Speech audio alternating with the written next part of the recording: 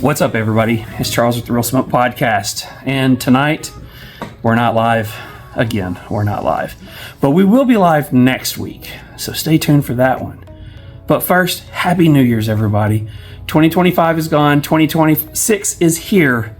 Let's make this an amazing new year. So guys, tonight we're going to give you another Real Smoke replay, this time with LeeMack912, one of the original cigar YouTube OG content creators. This is the guy that I grew up when it comes to the cigar industry watching and learning from. So it was a real honor to have the opportunity to, one, get to talk with him, and two, get to interview him and kind of pick his brain. So hope you guys enjoy this episode, and once again, we will be live next week with a whole brand new episode. This one's called Who the F Are These Guys? Part 2.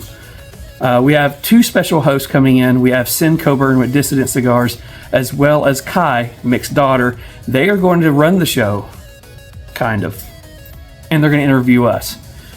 That should be interesting. So let me go grab some Beard Apothecary stuff, make a couple of orders from the Cigar Vault, and go talk to some of those other sponsors. And you guys have a wonderful, wonderful evening. Happy New Year. Peace. Kick back, ashtray glowing, Mick laughs, Charles keeps going. New Year, same old stories, new guests, brand new glory. They pour a little something, that caramel oak slow thumping. Questions roll like the smoke rings, one spark in the room sings. It's the Real Smoke New Year toast, two good friends doing the most. Raise that glass, let the stories flow, cigars in the air on the Real Smoke Show. Real Smoke, turn it up loud. New Year, same wild crowd. Count it down, let the good times roll. Cigars in the air on the Real Smoke Show. Hey! He's talking blends, she's talking films. They're chasing dreams, they're chasing thrills. From backroom bars to neon stages, they light one up, flip through the pages. Mick drops a joke, coat table breaks, Charles leans in. Tell us what it takes. Behind the fame and the label names, just folks with the flame and a little faith. Real Smoke New Year toast, two good friends doing the most. Raise that glass, let the stories flow. Cigars in the air on the Real Smoke Show.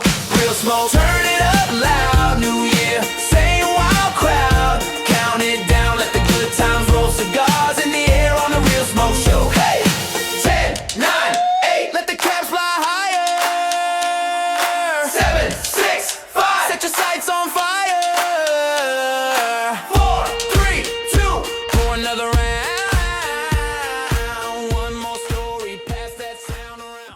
Welcome to the Real Smoke Podcast with your hosts, Mick and Charles, the podcast that's all about real people, real cigars, and real smoke. Coming to you live from the Real Smoke Virtual Cigar Lounge, bringing you the best of cigars, whiskey, and all the good times in between.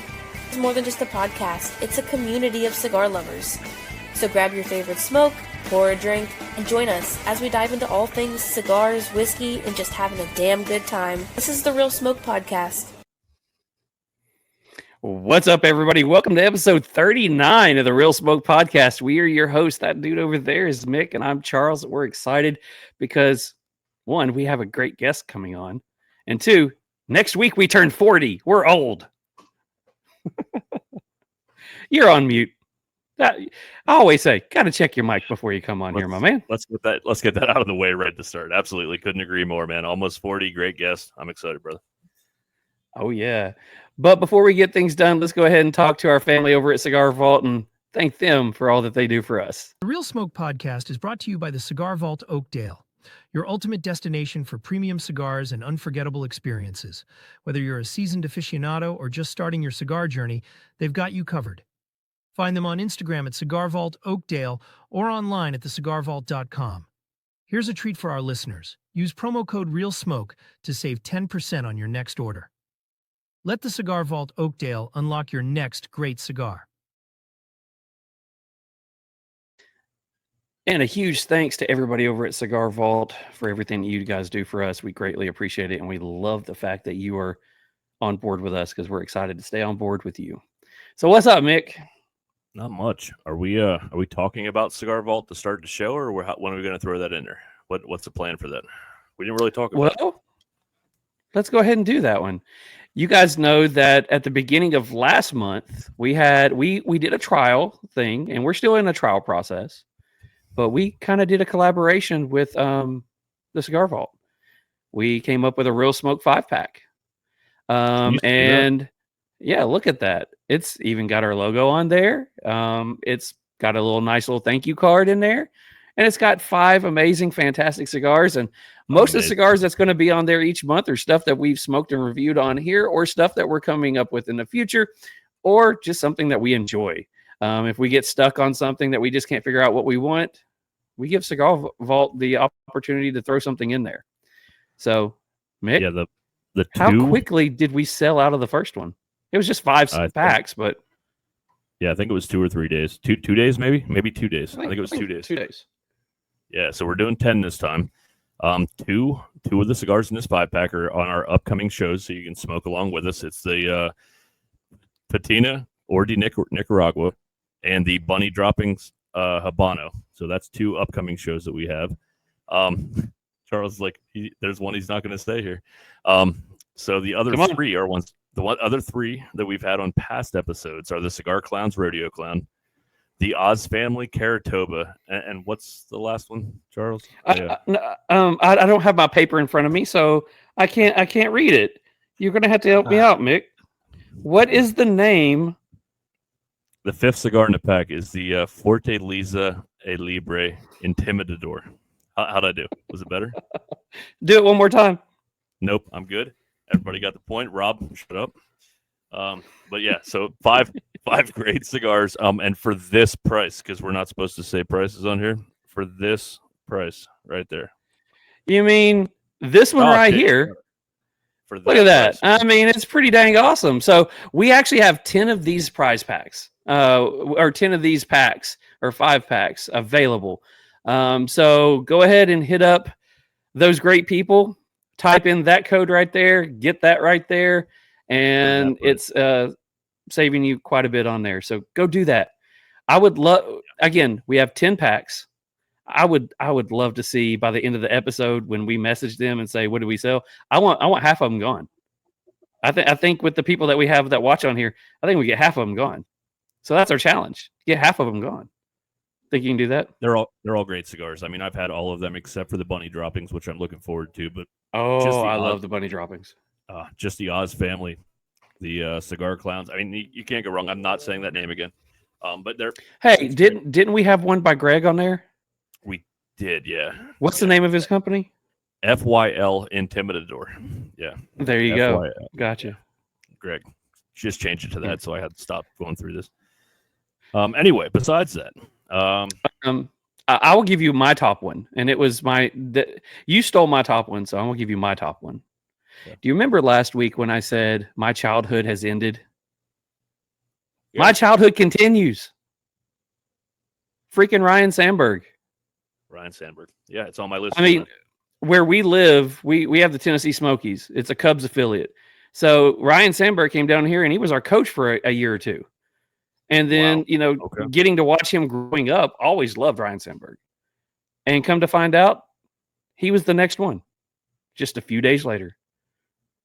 Good grief. One of my best friends growing up, man, had a Sandberg jersey, was a huge Cubbies fan. And, it's crazy, man. I guess we're getting old, and people that we idolized growing up just, it happens, brother. But it's crazy. It's all at once.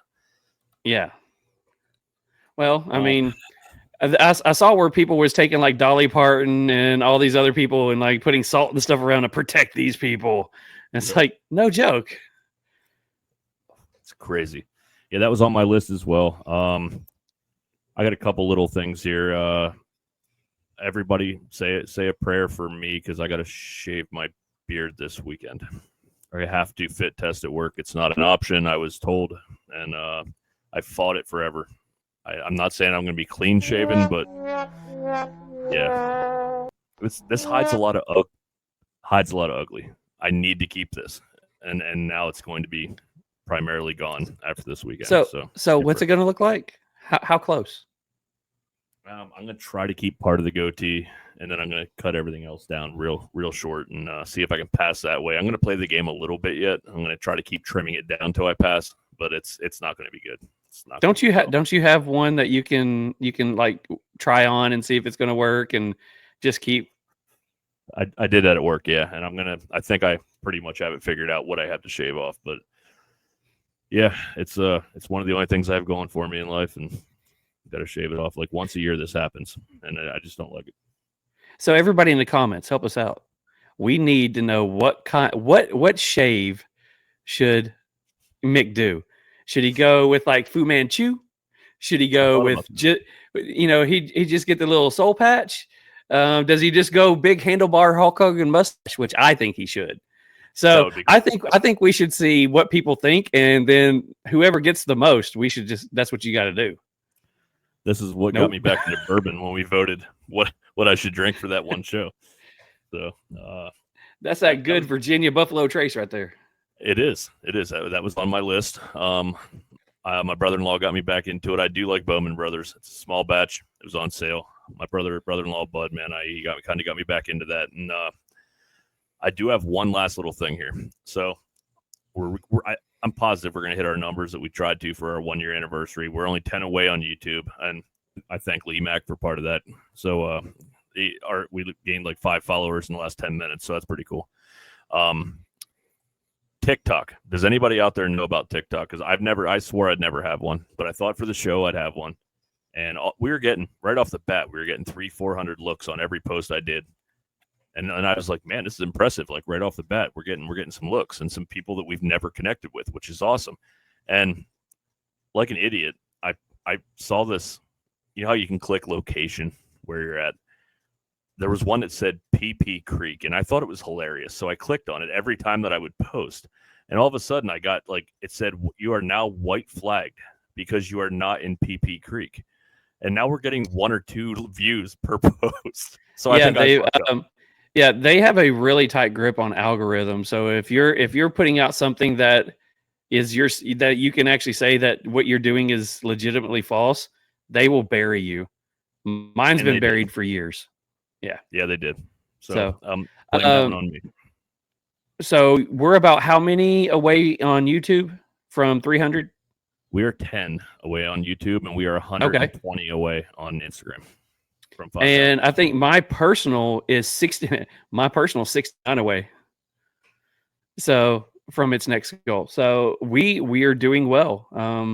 Just guys, keep going. Make sure everybody on here does that whole YouTube thing. Like, subscribe, share. If you are one of our one of the many different cigar club that's on here, make sure you put it in your club chat that hey, we're on here and we're going to have the one and only LeeMack on here. If you are in one of our cigar lounges that we talk to constantly, put us up on the screen tonight. Let us know that you're watching. Take some pictures, send it to us. Show us what you're smoking while you're watching as well. Let's hit the chats really quickly. First one in the chats, get your ends up. He's always in here. He says, awesome. Money Matt, that's one of LeeMack's on here. He says, hello, everyone. Carnell says, what's happening, family? What's up? LeeMack, Iowa crew. Iowa boy. Yeah. There you go. Oh, yeah. Let's see. You got some people talking in there. Me telling everybody what's up. Watching from the cornfields of Iowa. Awesome. Get your ends up says, I got bumped. Okay. In Connecticut, he says. Okay. Cigar Frank is on here. He says, evening, everyone. Ready for the guest, LeeMack912. Woohoo. We are too. We'll get him right in just a second. Great collaboration. This is when we first started, I told Mick there are 4 people that I want to get on here and that I need to get on here. And LeeMack was one of the 4, and LeeMack never hesitated to say yes. So I'm greatly appreciating on that one. Cigars with Angel. He's on here as always. He says, what's up? Pedro's on here. We're smoking one of your cigars tonight, Pedro. And look, as we got the Haze gray hat on tonight.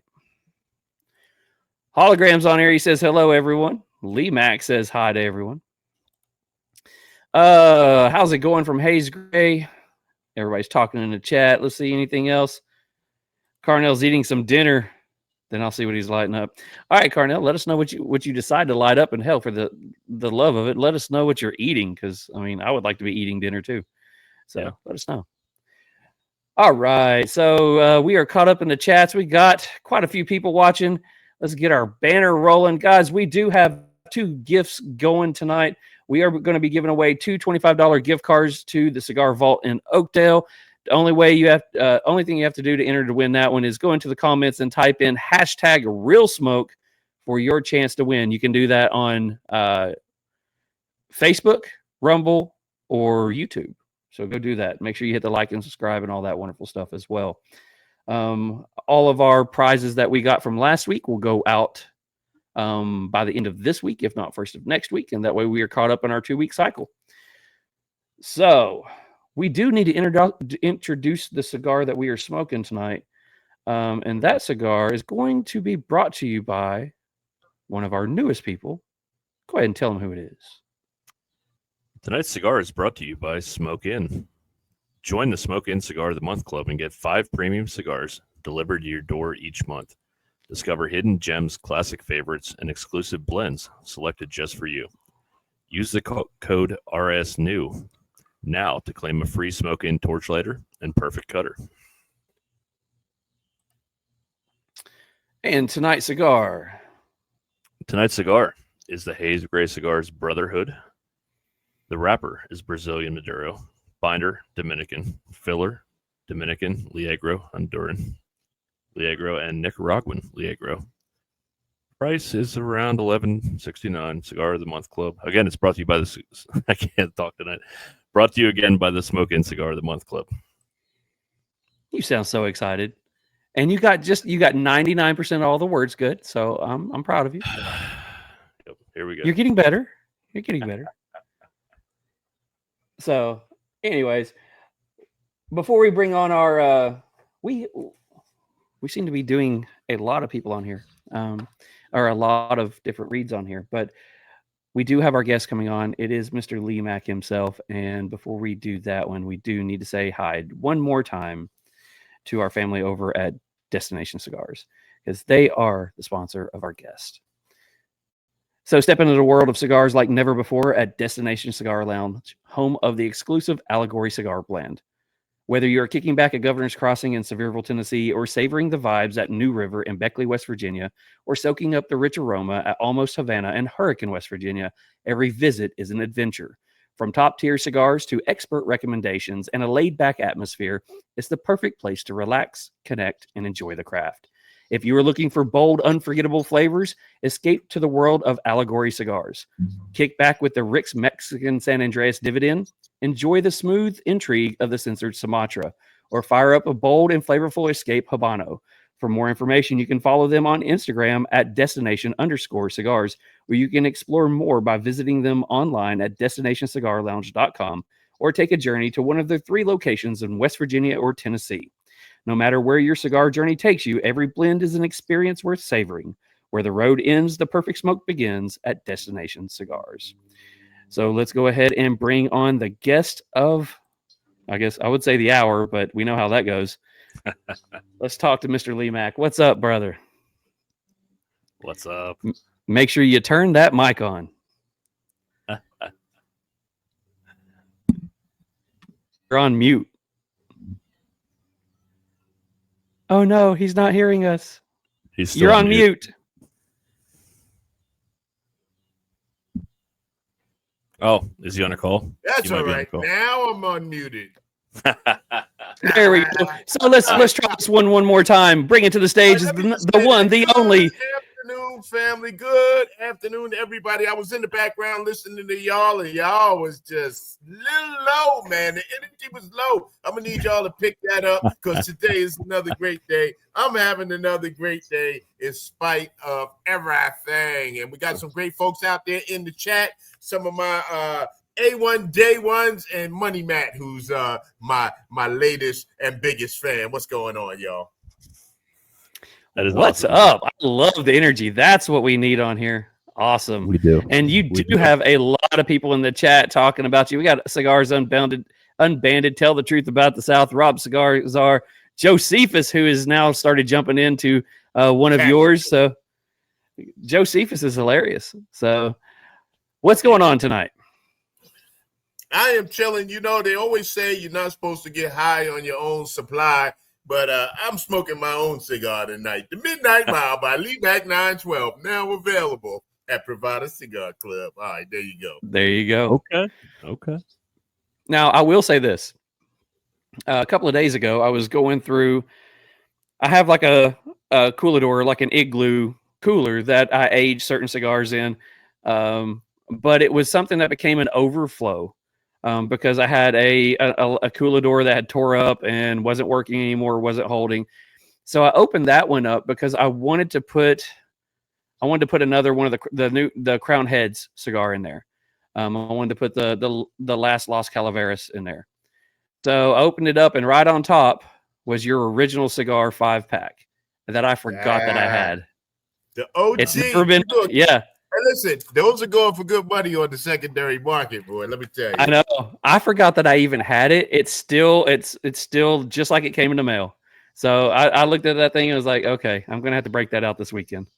Yeah, you got to. And you know what you have in there as well? You haven't busted it open. You got the limited edition autograph stickers in there. So, you know. There we go.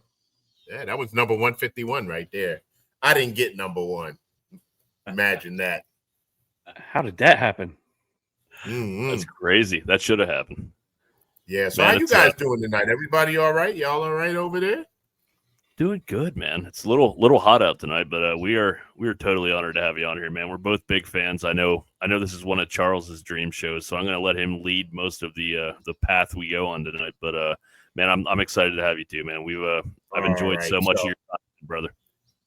Yeah. All right. So let's just clear it up, right? Charles said, "I'm excited. We got to have LeeMack," and Mick said, "Who?" I'm just teasing, Mick. That's crazy. I did know who you were. I didn't dig into your material maybe as much as Charles, but that's crazy.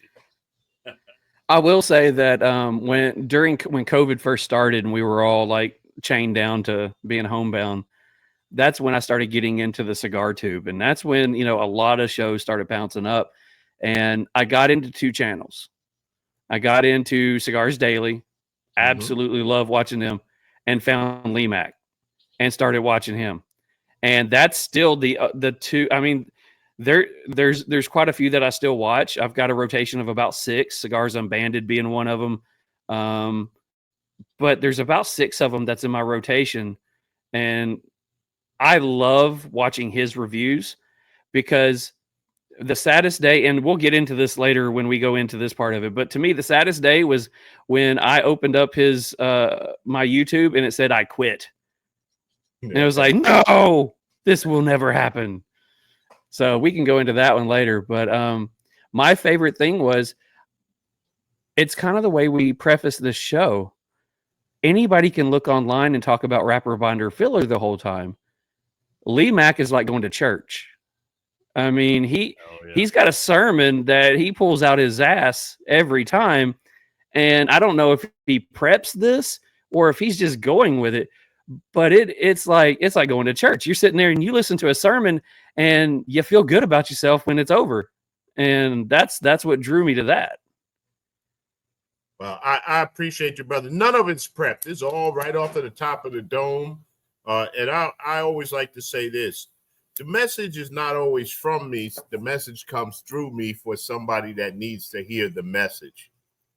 And the thing that's so, I want to say the divine intervention, the thing that's so weird about it is that people will watch a video that might be years old on a day that they're having a day.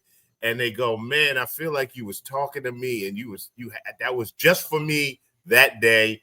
And that was it. So, that's it. And it didn't start out that way. I started out just doing like everybody else, wrapper, binder, filler, blah, blah, blah. So then I started just talking because, you start getting older and old people have lots of stories. I just started talking, and I really just did the stories just to be able to practice my editing. I wanted to be able to cut stuff out and just kind of edit it together. But what I found was people started watching the video for the rest of the stuff, not just always the cigar. So, you know, that was me. I did a short version. I did like a 5-minute version of the video, and then there was the 25-minute version. And then people would come on and watch the 5-minute version and then say it wasn't long enough because I still got cigar left. So then they had to go back and watch the 25-minute version. So it is what it is. See, I do most of my listening because I do a lot of driving. So I do a lot of my listening through earbuds. Yep. And a 5-minute version doesn't get me anywhere. I have to pull over the side of the road and find something else to listen to. But when you've got a 25, 35-minute going on there, I'm almost to my destination half the time. And that's a good thing. It's like, you know, shout out to all my truck driving buddies. You know, it's like sometimes you need somebody to help get you down the road, you know. So if you can get me down the road a half hour, an hour, a couple hours at a time, that's a good thing. And I understand what you're saying, because I do a lot of listening too, even to the people that I watch. I do more listening than I do watching, you know. Well, we have a couple on here. I like what Josephus said. He said LeeMack is simply a mouthpiece for the Almighty. There you go. I like that. Go. I can't take no credit at all, none at all, because you know I am not the perfect Christian.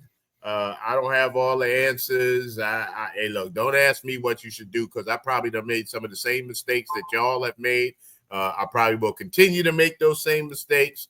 I always say if I make it to heaven, I got a lot of questions to ask, because there's a whole lot of stuff I don't understand. So I'm not one of those religious people that says, oh, I understand it all, and you got to figure it, because some stuff doesn't make sense to me either. So, you know, if you're going to be honest about it, you'll say, I see what it says and I understand what you're telling me, but it don't all make sense. It doesn't.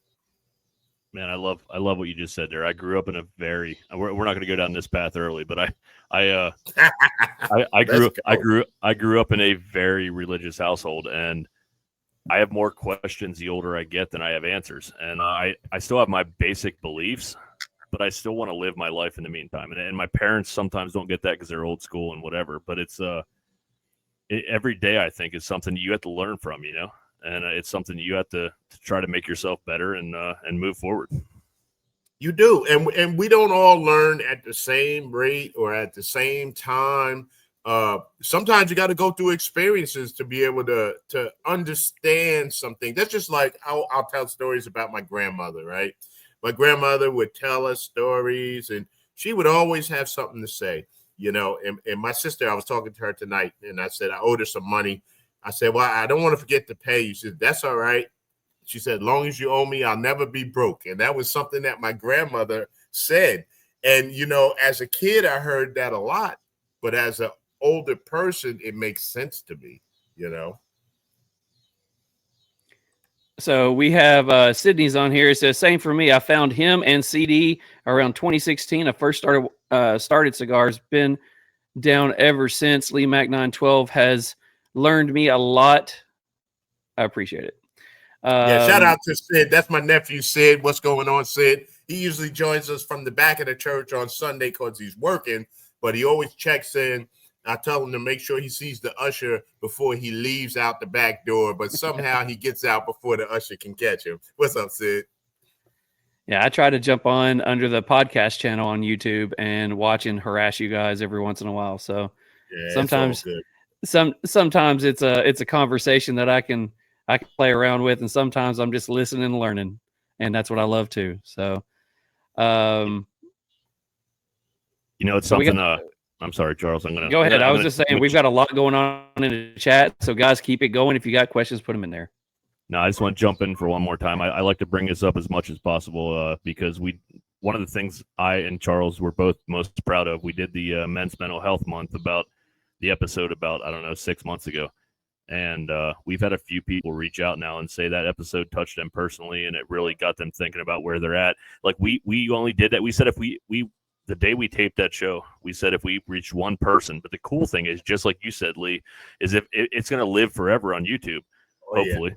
And if it touches another person 5 years from now, that's the coolest thing. Like, it's not about us. It's about men talking and really finding themselves and finding that path forward, you know. And it's something that we're super proud of. And that, like you said, man, hopefully it lives forever and it just keeps touching people as it goes. Yeah. Hey, listen, I remember when Charles called me before you guys started the podcast, and he said, we're thinking about doing this thing or whatever, blah, blah, blah. I said, well, listen, brother, call me. We have a conversation. I'll give you some points, tips, tricks. I ain't going to tell you what to do, but you go on and do what you do. And I'm kind of proud of what y'all have done. You are obviously working very hard. When I see all of those episodes that you have out there and all of the people that you've reached out to have on the show, I know it's not easy. And but you guys come on and you do it every week, and to be consistent doing the show every week is not easy. So I say continue doing the work that you're doing, and if you build it, they will come, and those that come are the ones that are there for you. Those that don't come are not the ones that were supposed to watch your show. It's all good. So really quickly, we have someone special in the chats right now. Got the notification y'all were live on Facebook. Happy to finally watch the podcast. # Hey Dad. This is Shay Lynn, Mr. Mix, one of his daughters. What's up, girl? Up, kid? You've cost me a lot of money this week, but I still love you, Shay. How old is your baby, Mick? My baby is 22. 22. Nice. My baby girl is 32. So okay. It's always cool when your kids are interested in what it is that you do, and even if they want to watch or whatever. When I put out a new cigar, I always have to send them to my daughter and her friend and say, "Hey, listen, here's the new cigar. All right, Dad, we're gonna be smoking these, and we'll let you know." Okay. Yeah. Drives your mother crazy, but what can I tell you? Absolutely. Both my daughters, we vibe so well the older they get, and it's amazing. They're two completely different creatures, my oldest and my youngest, but they we love them to death, and they make us proud. It's like I said, she cost me a lot of money this week, but she'll make it up to me. I know she will. That's all right. I tell my girl, I say, listen, you are my greatest creation. I couldn't have done no better. That's right. Well, my two oldest, I have a 23-year-old and a 21-year-old. They could care less about the hobby. I have a younger one, not given her age, just because YouTube doesn't like that. But she's a little younger, and she has the palate like her mama does. She can sniff a cigar, and she will tell you the things that she smells. She can sniff some bourbon, and she will pick up notes. She wants to be the one that picks the stuff out. And I remember her teacher looking at me saying, the day she turns of age, the first thing that she's going to ask is if she can sit down, have a cigar, and a pour of whiskey. I said, I'm just waiting on it. Yeah, you should. Yeah, you should. I've got, you talk about those OG cigars. I got 2 5-packs, one for my granddaughter and one for my grandson.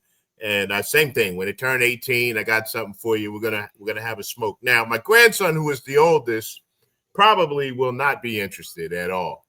My granddaughter, on the other hand, is probably the one who will be out here. It's my daughter smoking a cigar with me because I mean, there are days, and I've had her on some of my older videos, and she shows up, and she's not there because I'm saying bring the minor in. She's there because I can't get rid of her. I'm like, listen, go in the house and smoking this way. Nope, I want to sit right here with you, So you got to love that. Listen, kids are a blessing. They are a pain in the butt at times. They cost you a lot of money. They give you a lot of heartache. They give you all kinds of stuff, right? But I'm going to tell you this, right? The day comes, and the day will come, especially if you have boys, right? Because you know how we are. We're knuckleheads, right? We think we know everything. We don't know nothing, right? But the day comes. So my son went through all kinds of stuff or whatever. I won't tell that long story or whatever. But he got to a point where he was married. He had a stepchild. He was my stepchild, but he was still my son or whatever. So then he calls me up and he says, listen, I just want to apologize to you because I now realize that everything you were telling me when I was a kid was not to be mean, but just you was trying to teach me how to be a man. And 100%. Man, well, you want to talk about a tear falling out of my eye? I cried on that one. It was like, man, so you can't give up on kids, no matter how knuckleheady they seem to be. You gotta stick with your babies because they are your kids, So I'll let you say his name like you do always on your show, but I believe this is Mr. Matt Bailey. Yeah, He Big says, Mac Bailey. he says, "You ain't got a pack for me, Dad." And then after waiting, he said, "I guess I ain't blessed." Listen, Matt is enjoying his new retired life, and he don't quite know what to do with himself yet. So every morning I get a picture from Matt that looks something like this. Good morning, brothers. It's 5 o'clock somewhere, even if it's not everywhere else. That is awesome. I will follow up real quick before we move on, and I was kind of joking about the money thing. I'm always here for my kids. And you said it perfectly, man. Like, it is that blessing that you can't repay, and I believe the kids are starting to realize that I wasn't always quite as much of an asshole as they thought I was. I was just trying to make them better than I was at that point. You know what I mean? And that's all we strive for. So I love both my kids more than I can say for sure.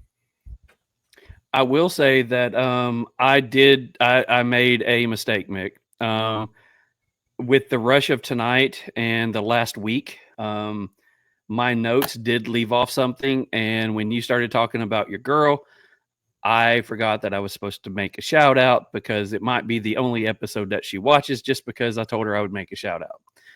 Okay. The 23-year-old, a year and a half ago, got her bachelor's degree in special education. Less than a year later, with all the other classes that she took, she graduated this May with a master's degree in special education from the University of Tennessee. A month later, she was offered her own classroom. Instead of just going in and being an assistant, they gave her her own classroom. Today was her first day. She is now one of the schools in the county. She is their new special education teacher and the head teacher for that classroom.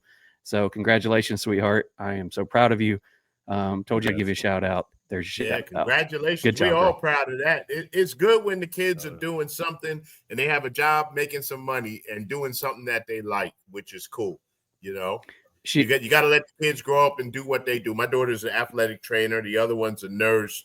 My wife is works in the medical field. I said, I'm glad y'all are doing it because that ain't for me, but that's what they wanted to do, you know? Well, I mean, I'm a teacher as well, not a school teacher, but I'm a teacher as well. And she is 23 years old with a master's degree, living on her own, making her own money, and now a brand new first-year teacher in a school system. So I can't be more proud than that one.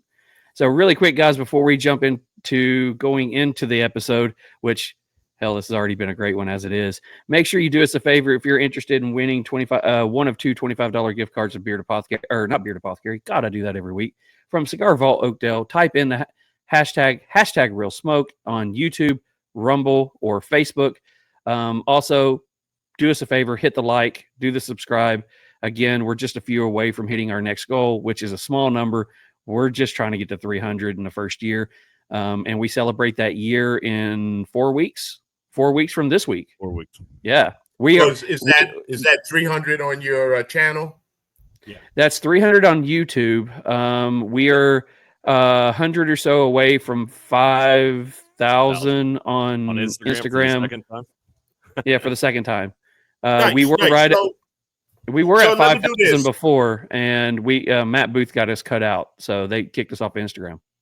Yeah. So we had to start all over. You know how Matt Booth is, so but we don't got to talk about that. Matt's my man, though. But all of my family members, listen, if y'all are on here watching, subscribe, like, and share. Go over and check out the fellas on Instagram. Subscribe to them. Help them get up to the numbers that they're trying to get to.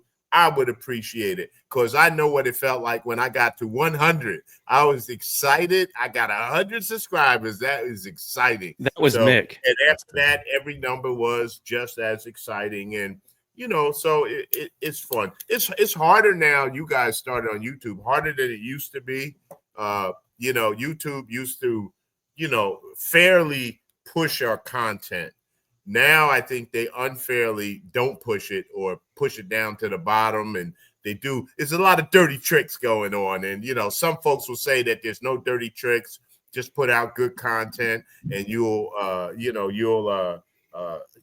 able to do what you do. But That ain't true. That ain't true. It is. I've been around long enough. I've seen the purge, the apocalypse that happened to all of the cigar reviewers. I was there. I lived through it. The channel is still there. So, you know, it is what it is. Got to give a special shout out to my moderators on there, Latanya H. She says, hey, everybody. A lot of what I do, she is impetus in the background. She is there, and I appreciate everything that she does, because a lot of what I do wouldn't be done if it wasn't because of her. So I appreciate you, Latanya. Appreciate you tuning in there. And Mahalalil, another one of my nephews. Shout out to Mahalalil. He is a funny guy. I love Mahalalil. He was in the car wash the other day on Instagram. Wait, hang on. Back up to that one. Back up to that one. Is that Hot MJ? garbage cigars. Is that MJ? Is that MJ? That's MJ. On Instagram. That's got to be MJ. I'm a Mahalalil. Put on there what your Instagram name is. It's MJ. It's got to be. I will say this. Money Matt says YouTube subscribed, number 291, 9 away from the goal. Thanks, Money Matt. 9 away. All right. 9 away. Also, really quickly, go check out Cigar Vault. Go type in the search tag in their search engine, Real Smoke. There's a 5-pack on there. Type in the code Real Smoke, save a whole bunch. We have 10 of our 5-packs available. Our goal is to get rid of 5 of them tonight. Go check it out. I cannot. Okay, yeah. How can you say this and not say anything else, Mick? Yeah. What do you mean? So his name. MJ. All right, so you said MJ. So pronounce what you see on here. Mahalalil. That's not his fucking name though. That's I don't know. Anyway, it might be his name. If it is, I'm sorry, dude, because I've always known you as MJ. Thank you. So when back in the days of Real Minutes, him and Mr. Ray would get on all the time, and we would laugh and laugh. Them two would go at it forever, and it was great. And I still stay in touch with MJ. We traded some stickers back in the day. I believe he's in the Wisconsin area, up in that cold part of town. But MJ's great people, man. Yeah, I don't know what that name is, if that's his YouTube name or what, but I'm not trying to say it again. I know that. Mahalalil. He says that's his Hebrew name. He said that's his Hebrew name, but that's his name in the hood. See, you know that Mick is not from the hood. You know, he can't even look at it and go Mahalalil Yahawada. You know, it's very simple. It's just like it said there. Sure is very simple. Got it. Mahalalil Yawahada. Close enough. Okay. All right, so let's go ahead and jump into everything. I mean, we have already gone 40 minutes into this one, and it's already a great episode. But as we like to do, we like to go back a little bit, get to know the person, and we always say that because we're getting to know the person behind, a cigar brand. But there's a lot of cigar brands that we have interviewed that haven't even been smoking cigars as long as you've been reviewing cigars. I'm just saying, and that's not saying you're old or anything. I'm just saying. We're used. We go into one of our things is we like to talk to a lot of brand new brands. We don't get a lot of history into that one. So let's jump back a little bit. So where did LeeMack grow up? What was LeeMack as a child? What was home life like? Tell us some. Let's get into talking about LeeMack as the younger LeeMack. Oh, the LeeMack that was growing. I was a nerd. I was always smart. Hung out with the hoodlums in my neighborhood, but I was the smart guy in the neighborhood. I grew up in Elizabeth, New Jersey. The kids now gave it a new name called Eastwick. I'm like, it's not Eastwick, it's Elizabeth. That's where I'm from. But small blue collar neighborhood, little small house. My mom still lives in it. We had 2 bedrooms in the house, myself and my sister and my parents. I shared the room with my sister until I got too old. Then I moved into the basement. That was my domain, the basement. So that was pretty cool. I like that. My dad was a truck driver, and my mom was a social worker for the Board of Education in Newark, New Jersey. So it was what I considered normal, because it was normal for all of my friends. All of my friends, their mother and the father lived in the house. So we all grew up with mothers and fathers, right? Now, that ain't saying that we all had the best fathers. I ain't going to say I had the best father, but we all had mothers and fathers. And, you know, a lot of those people still live on that street. Some of the older folks have died off. My mom is still there. She's 85 years old. God bless her. And still lives by herself. And she's, you know, doing relatively well. So that was me. Went to Catholic school for 9 years, kindergarten through 8th grade. Did all of the Stations of the Cross and all of that stuff. So what was Catholic like? I went to a private Baptist school from the age of 3 to 5th grade. How did I not know that? I went to a private Baptist school from the time I was in kindergarten through 5th grade. Sorry, we'll get to that later, but that's weird because that's sorry. So for your experience, because I was the troublemaker. My preacher was my principal, was the guy that put the Board of Education across my backside on a weekly.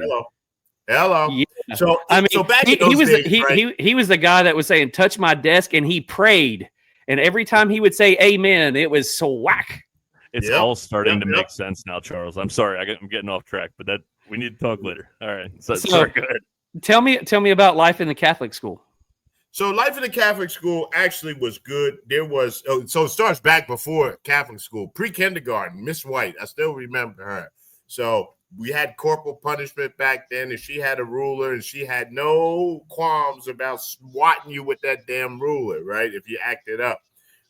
Same thing going through Catholic school. We had, you know, they were pretty strict. We always had a lot of homework. We always had a lot of work to do. We had to go to mass. We did all of the different things that we did in the Catholic school. But it was a family and it was a community. It was small. I had a small class, and I had fun in Catholic school. But by the time I got to 8th grade, my mom gave me the choice: do you want to go to Catholic high school or the public high school? And I'm like, man, all of my hoodlum friends is in the public high school. That's where I want to go. So it was good. It was a good experience. We played basketball. We, you know, did all kinds of stupid shit that we did in Catholic school, but it was fun. I enjoyed it. So I will say that mine was not. I was starting out. The school opened up. They had like a nursery in the morning. So when I was 3 and 4, it was great. I mean, I don't remember it, but my parents had to drop me off between 5:30 and 6 in the morning. I would go through school or daycare, and then they would get off work at 5 or 6 o'clock in the afternoon, and that's when I would get picked up. I was there for 12, 13, sometimes 14 hours. So it was good when I was little. So I think. But when you're in 5th grade and you're the only person who's not 5 years old, there at 5:30, 6 o'clock in the morning, and there at 7 o'clock in the evening, it sucked. But the fondest memory I have, and I say fondest with some sarcasm, I'm a left-handed person. So I used to write left-handed. And the lady would come around and smack the crap out of my hand with a ruler and tell me writing left-handed was a sin. I need to learn, or left-handed was a sin. I need to learn to write right-handed. So I learned to write right-handed. I wasn't as good with it. So I figured out that I could write left-handed, and when she would come around, I'd write right-handed. Well, one day I was writing right-handed. She came by and swacked the hell out of my hand again. And she said, here, that's for lying to me. That's for doing what I told you not to do. Now go to the principal for lying to me. I got my swacks on the butt and come back up there. And she said, I realize that you're writing both hands because at one time your letters are slanted this way and then they're slanted that way. She should not have told me that because now I learned to turn my paper this way. And when she came around, I turned it this way. So the last year, I played that game. So the last year I was there, the only reason I left the school, my parents, I grew up to 5th grade in private school. So in downtown Chattanooga was an old DuPont Elementary. It was named after the DuPont chemical plant that was next door to it. You know, that was some good atmosphere. But I walked into that thing and that was a culture shock because it was the teachers didn't. I mean, the teachers loved you at the private school. They were mean, but they took care of you. Nobody gave a damn about you in this other school. Yep. They were just there. But the reason we left was this school had K3. So in other words, kindergarten for 3-year-olds all the way to first year in college, freshmen in college in one building. And we left because we ended with 13 people in the entire school and they couldn't afford it.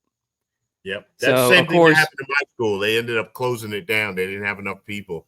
where I was the one that was there till 7 o'clock every evening, I was literally the last kid that walked out of that building.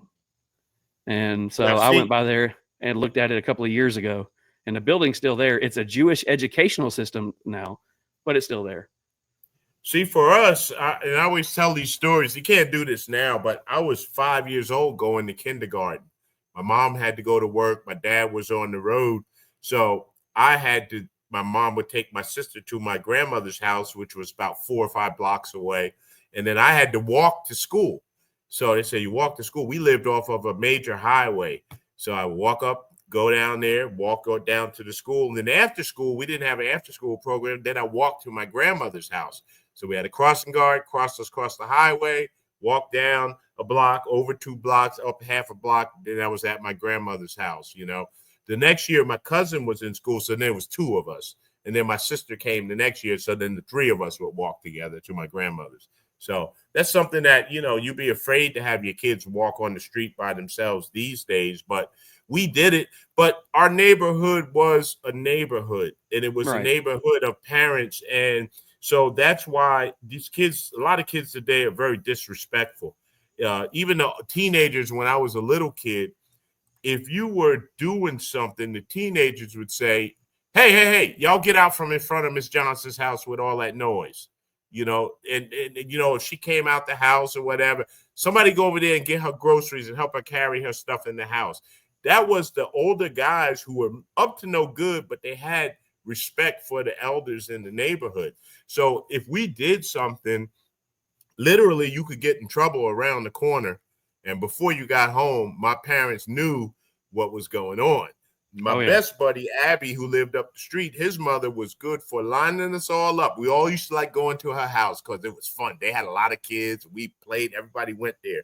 Something would happen. She'd line everybody up from the smallest to the tallest. That's the way she used to say it. Send somebody in the yard to get a switch, and she'd give everybody in that line a couple of whacks. And then you better not come back with a small one either. No, you better not. Yeah, you better you not. Come back with the small one, your ass is in trouble. Yes, sir. See, the kids we ran around with in the neighborhood, we were like the kids that, you know, we had to be in by daylight, or by the time the lights came on. Street lights. Yes, sir. Yeah, street lights. But my dad was known for a whistle. He could do that one finger in the side of his mouth, and he had a whistle that you could hear for a mile. So when it was time to come in, all the kids in the neighborhood knew as soon as they heard my dad whistle, we would be in the middle of riding bikes, playing a game. And as soon as my dad whistled, it was like ants scattering everywhere. And I remember, just, hanging out with some kids getting in some trouble in the neighborhood, and we got into some trouble. And so we were hanging out, and we went to little Johnny's house. Little Johnny's mom already knew what happened. We got our asses busted, all of us at little Johnny's house. And we went to little Timmy's house. We did it again. We realized we're not going to anybody else's house, because if we go to the third buddy's house, we're getting in trouble again. I walk into my house, and the whole, everybody's mama's done called my daddy. And as soon as I walk in, he's just standing there with his arms crossed. And it's like, so the fourth one? Cool. So yeah, and at the time we thought that was the worst thing in the world, but honestly, I would love to go back to those days. I mean, listen, I think the world was better. Turned out all right, is what I say.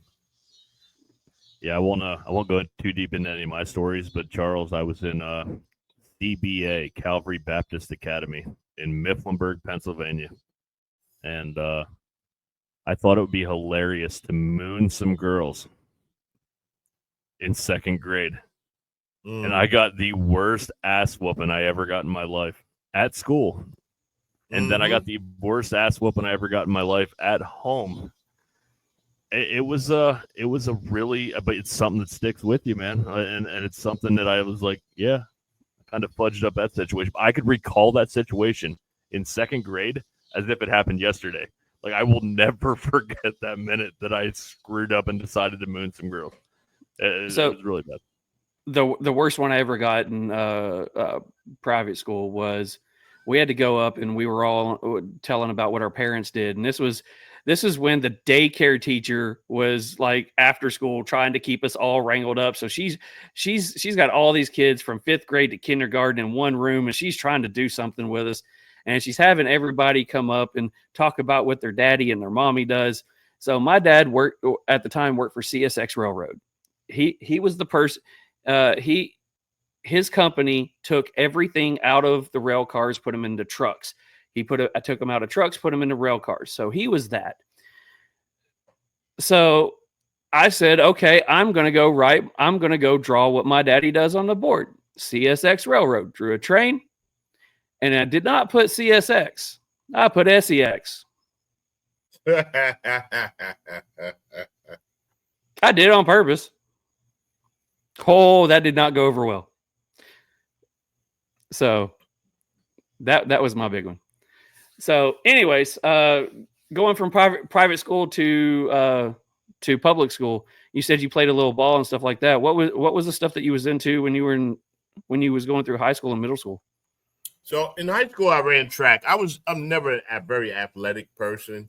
I did make the basketball team in 8th grade. Thought I would make the high school team. Forget about it. We had people that came from all parts of the city. We had some great athletes that came out of Elizabeth High School. Football,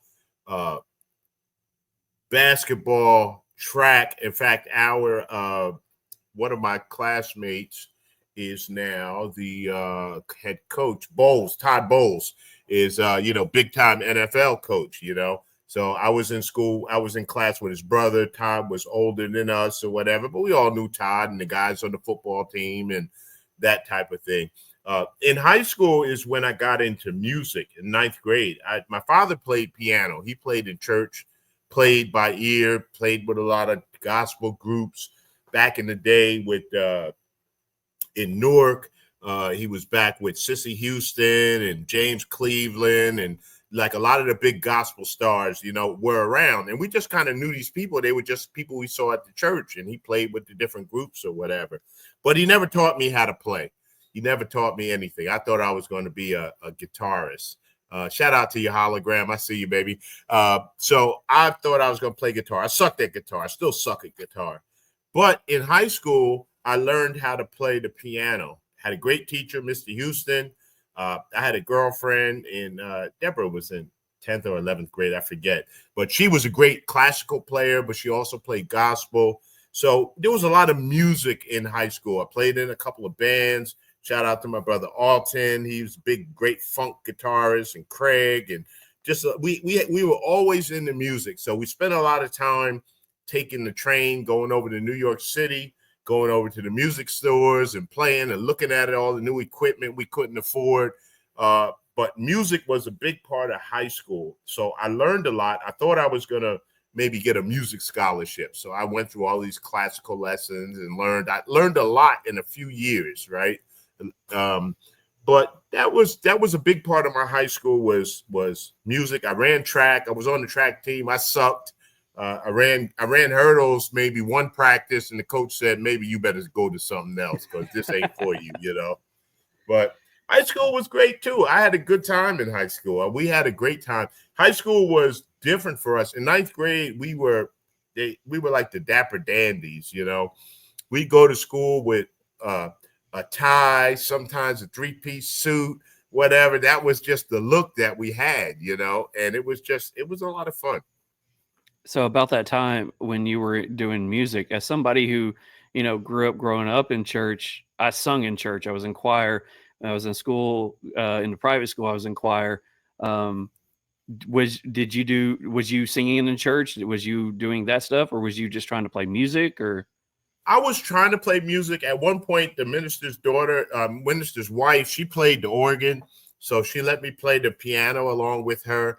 I think she was getting paid $20 a week, and she would split it with me. I got $10 a week to play in church or whatever. So that was it. I wasn't really good at that point, playing in church, but I did what I did, that was that. What type of church was you involved in? Well, and that's the interesting thing, right? So I went to Catholic school, so we had Right. Catholic church. My parents were Baptist, so we went to Baptist church. Well, my mother went to a Baptist church. My father went to it was another Baptist church, and my grandmother was AME, African Right. Methodist Episcopal. Right. So I went to all of those churches, and then we went around the corner to in the summer they would have what they call that Bible school, Vacation Bible school. Vacation Bible school. That's it. We went. That's to what's going on right now Bible here. School. Yeah, we went there at the Presbyterian church. So I had a lot of different religious experiences growing up. And I took something out of all of them. We had some great priests over at the Presbyterian church. I remember we had a guy who played the piano. His name was Alex. And Alex was cool because he would play on the piano like Jackson 5 songs and other stuff. And we were like, oh, man, he knows cool stuff, So growing up, my dad's family was my dad's family came over from Ireland, went to Virginia, into Detroit, and into Tennessee. My dad's family was all Pentecostal. My mom's family, I did some of that too, yeah. My mom's family was Eastern Europe, England, Germany. So they came over here. They were Presbyterian. There was neither one of those that was really big, so they put me into Baptist. So if I go to like a lot of my family on my dad's side, they're all Pentecostal. Right. My mom's family, so it was interesting learning the way you act in different churches. Oh yeah.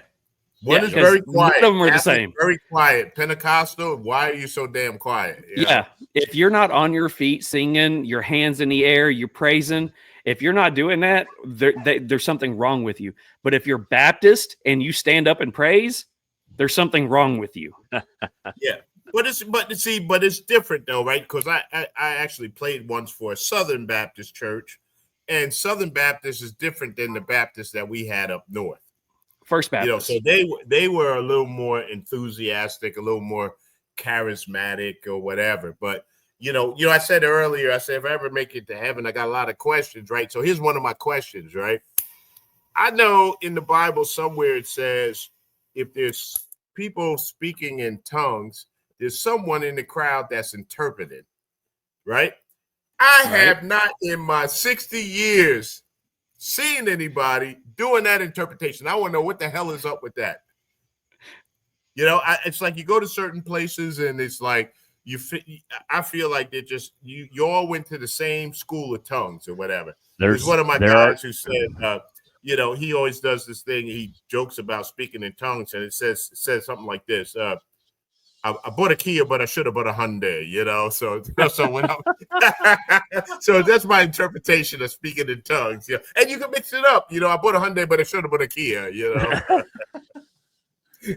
Yeah, I will tell you, I could use that interpreter sometimes living in Memphis because I have no idea sometimes what people are saying to me. I mean, it's crazy at times. I don't know. Yeah, we could all use that interpreter at times in church, Joe. I agree because it would clear up some confusion for all of us. Right. It's good for you, but it ain't doing nothing for me. So I don't get it, but it's all good. So after high school, where did you go next? What was our next adventure? After high school, I went to college. Decided I was going to be an engineer. Like a lot of my trucking students, engineers made a lot of money. As a kid, we were always taking stuff apart and putting it back together. So when I looked up, well, what kind of person is that? That is an engineer. You learn how to design stuff, take stuff apart, put it back together. I mean, we would literally take bicycles apart and mini bikes, and we build stuff and put lawnmower engines on mini bikes and try to turn it sideways and all this other crap, right? So I went to Rutgers University. I think by the time I had been there 2.5 years, 5 semesters, I probably still didn't have enough credits to be considered a sophomore. I was failing everything. What happened was when they sent out the schedule, they sent it to my grandmother's house, and I didn't get it. And therefore, the dean of students or somebody signed me up for classes. Well, he signed me up for all the hard classes that you usually split: physics and chemistry and calculus. I had them all in one semester. That was a disaster. So basically, I flunked out. I was out. They was like, you got to go. I got the letter. Sorry, you ain't going to make it. You got to get out. Well, I'm not a quitter. And I never liked somebody to tell me that I can't do something that I think I'm going to do. So I went to county college, Middlesex County. Shout out to them. Had some great professors over there. Did great at county college. And then I wrote a letter asking for readmittance. So usually when you get kicked out, that's it. You're done. People never come back. I was the first person at Rutgers University School of Engineering that ever got kicked out and readmitted. So I was readmitted. It took me 7 years to get a 4-year degree. I got my degree in mechanical engineering, so that was pretty cool. And then I went to work for the Navy. Decided after 7 years, I hated engineering. I didn't really want to do that, so I got a job in cost estimating where you could use your engineering skills, but we were doing cost estimating stuff. And while I was there, I got a master's in business. So that was my college career. So college kind of sucked, but it was what it was. I tried to pledge a fraternity. They said your grades suck, you can't do it. I was going to be an alpha man. I did all of the pre-pledging stuff or whatever, and then all my buddies went on to pledge. I never made it, and that was that. So you said you went into the Navy. How long was you in the Navy? So I went to the Navy late. I joined the reserves. Okay. I was 34 when I joined the Navy. Signed up. I was a storekeeper, SK3, I think I was. And I was in the Navy for 11 years. 11 years. Loved the Navy. Had a great time in the Navy. At some point, I decided that the recruiter lied to me. So everybody knows that all recruiters lie. They're just trying to make their numbers or whatever.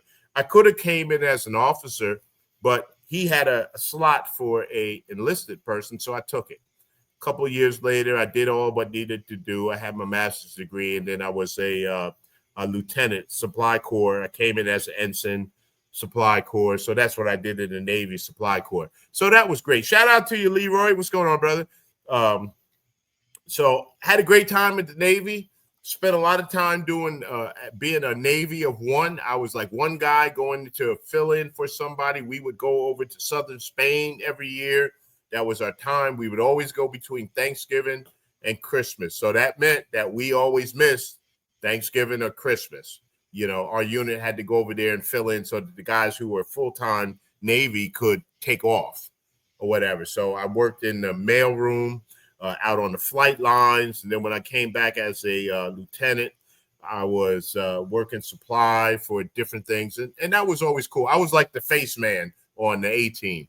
So we did a lot of horse trading with the Army units that were there. And, we had lots of stuff that they needed. They had stuff that we needed. And, it was a good time. In other words, he strategically acquired anything that the Navy needed. Strategically acquired. None of that stuff was on the books, and it didn't get on the books. So, one of the big things was MREs. We had a lot of MREs, so we could always trade MREs for something. So your time in the Navy, what were some of the experiences that you had that, thinking back on it, you think now that, that was either really fun, really cool, really exciting, really loved it. If I could do it again, I would definitely do this thing again. What were some of the things in the Navy that you loved? Absolutely. We did a NATO mission once off the coast of Cape Verde. It was a multinational mission. I was on a Spanish ship, and that was like really, really, really cool. The guy who was I guess he was he might have been like the master chief in the Spanish Navy. And he was a little short guy. Their Navy didn't have age limits. So this guy must have been about 65 years old. He was old, I'm saying old. He was old. And what I remember about him, he would always, when they would announce the admiral coming into the room, you had to stand at attention or whatever. But he always reminded me of the guy from Purple Rain. When the guy would say, ladies and gentlemen, the time, right? So this guy would come in, he would say, ladies and gentlemen, the Admiral. But that was a cool time because on the Navy ships, no alcohol.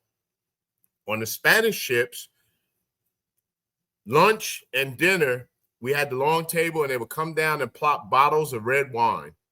And we had red wine. So we had a bunch of French pilots on there, the aviators, and they would come in and it would be like, all right, wine, who wants wine, wine.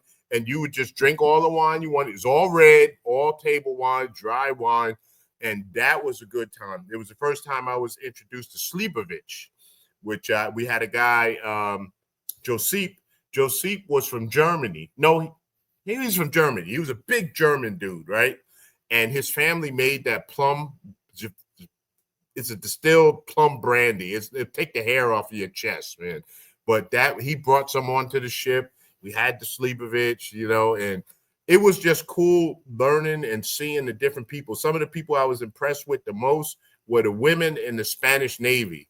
During the operation, they'd go out and go on the little boats or whatever and go out and do a mission or whatever. Those women were really, really, really, really together. And then another time we did a shakedown cruise on a ship. It was a brand new ship or whatever. And that was pretty cool because our captain said, you can't be in the Navy and you've never been on a ship. So we would go out on a ship. So I had a privilege of being in the reserves and having traveled the world, been on ship, lived that ship life or whatever. And it's something that sticks with me today. When I'm on a cruise ship or something, I sleep like a baby because it takes me right back to those days. So what ships were you working on? I was on the CG-53 USS Mobile Bay. It's since been retired. And I don't remember the name of the Spanish ship that I was on. So they were smaller ships. The Mobile Bay was a guided missile cruiser. And I'm not sure. I think we had a supply ship that was the Navy ship. So on the guided missile cruiser, you had your WEPS officer, and she was all these were young people, right? Very young lady, and she was in charge of the weapons. So you watch them, and they were loading the missiles on the ship or whatever, and all of that. It was a good time. So if I could do that again, I would go do that again. But we also had trips where we went different places. I spent a month in Singapore. Singapore was cool. We had an apartment. I had a maid that was in the apartment. Went over to Malaysia. Then I found out Malaysia was on the no-fly list. We weren't supposed to go to Malaysia. We went over there to buy bootleg DVDs. And the good thing about being in the Navy, that was where I first got introduced to cigars, because going to Spain every year, Cuban cigars were legal. I didn't know nothing about cigars, but I knew we couldn't get these in the States. So therefore, when my sea bag came back, because they never checked our sea bags, we had lots of stuff. Just my shipmate Dion said Navy life was great. I too sleep like a baby on cruises. Dion knows what it's about. He jumped out of airplanes, but I ain't doing all that. So 2 quick things. Nights like tonight, I forget that I'm on a podcast and I'm just sitting here watching and listening and loving it. It's freaking amazing. Second thing, this is another reason we need to get you some Haze Gray cigars, man, because Rue was in the Navy, and it's that whole Haze Gray thing. So we Haze need Gray and underway, baby. That's right. So we need to get you some. I will personally send you some if you want. Just hit me up later, and I got you. But I got you. They're good guys, man. I want your opinion on some of their cigars. And third thing, man. And hold on, before you finish with that. When I get stuff, I got to get stuff for my moderator too. She'll smack me in the back of my head if she say I don't get none. Where's mine? So Hey, Rue and Pedro, I know one of you are on here. Hit us up. We'll talk to you about it later. We need to get LeeMack some stuff for him and LaTanya. Yeah. We can pay you for him, and we'll send him directly to Lee. It's all taken care of. But yeah, no, but we damn it, now I lost my third thing. I completely lost it. It'll come back to you. Oh wait, I did just get it. I just got it. So you just mentioned it. I'm sorry, Charles. It's been one of those nights again. third thing. So you mentioned cigars. What was your first cigar, and what got you into cigars? Because I'm sure that probably was in your Navy time. So we need to get into that. It wasn't. It wasn't. Well, actually, Navy was still going on, but it had nothing to do with the Navy. So, okay. Famous Smoke, back when they used to have newspapers, they had an ad in the newspaper. It said, cut this out, send us your name and your address, because there was no such thing as email back then, and we'll send you a cigar. So I sent it in. They just wanted your name and your address to add to their mailing list. I sent it in, and they sent me a Acid Cuba Cuba. So I always say that the Acid Cuba Cuba was my first real cigar, and really what started the whole cigar review journey, because I didn't know what to do with the cigar. I didn't know how to store it. I didn't know how to light it, cut it, whatever. So I started watching cigar reviews. And I want to talk about that because I got to give some shouts to the people that came out before me, right? But that was my first cigar. At that time, I was watching Cigar Obsession, Cigar Vixen. Shout out to Puro Maduro. Most people don't know Puro Maduro. He was back in the day. But even going back before that on public access channel, Tia and the people from Cigars. They used to have a cigar show on every Saturday, and it was on television. So Tia's still around. She's on Facebook. I see her. I don't know about the other guys, but they were the ones who were doing cigar reviews, and I was watching them or whatever.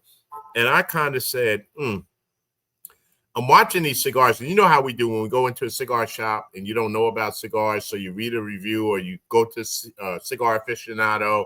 You say, give me the one that was the top rated, whatever. So one of my first cigars after that was a Ashton VSG, and I absolutely hated it. It was too strong for somebody like me, new cigar smoker. I hated it.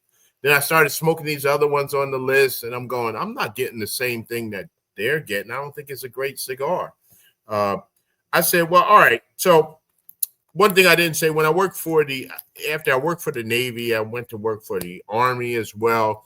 And I got out of engineering altogether. I was a graphics, visual information specialist. I was the head of the visual information department.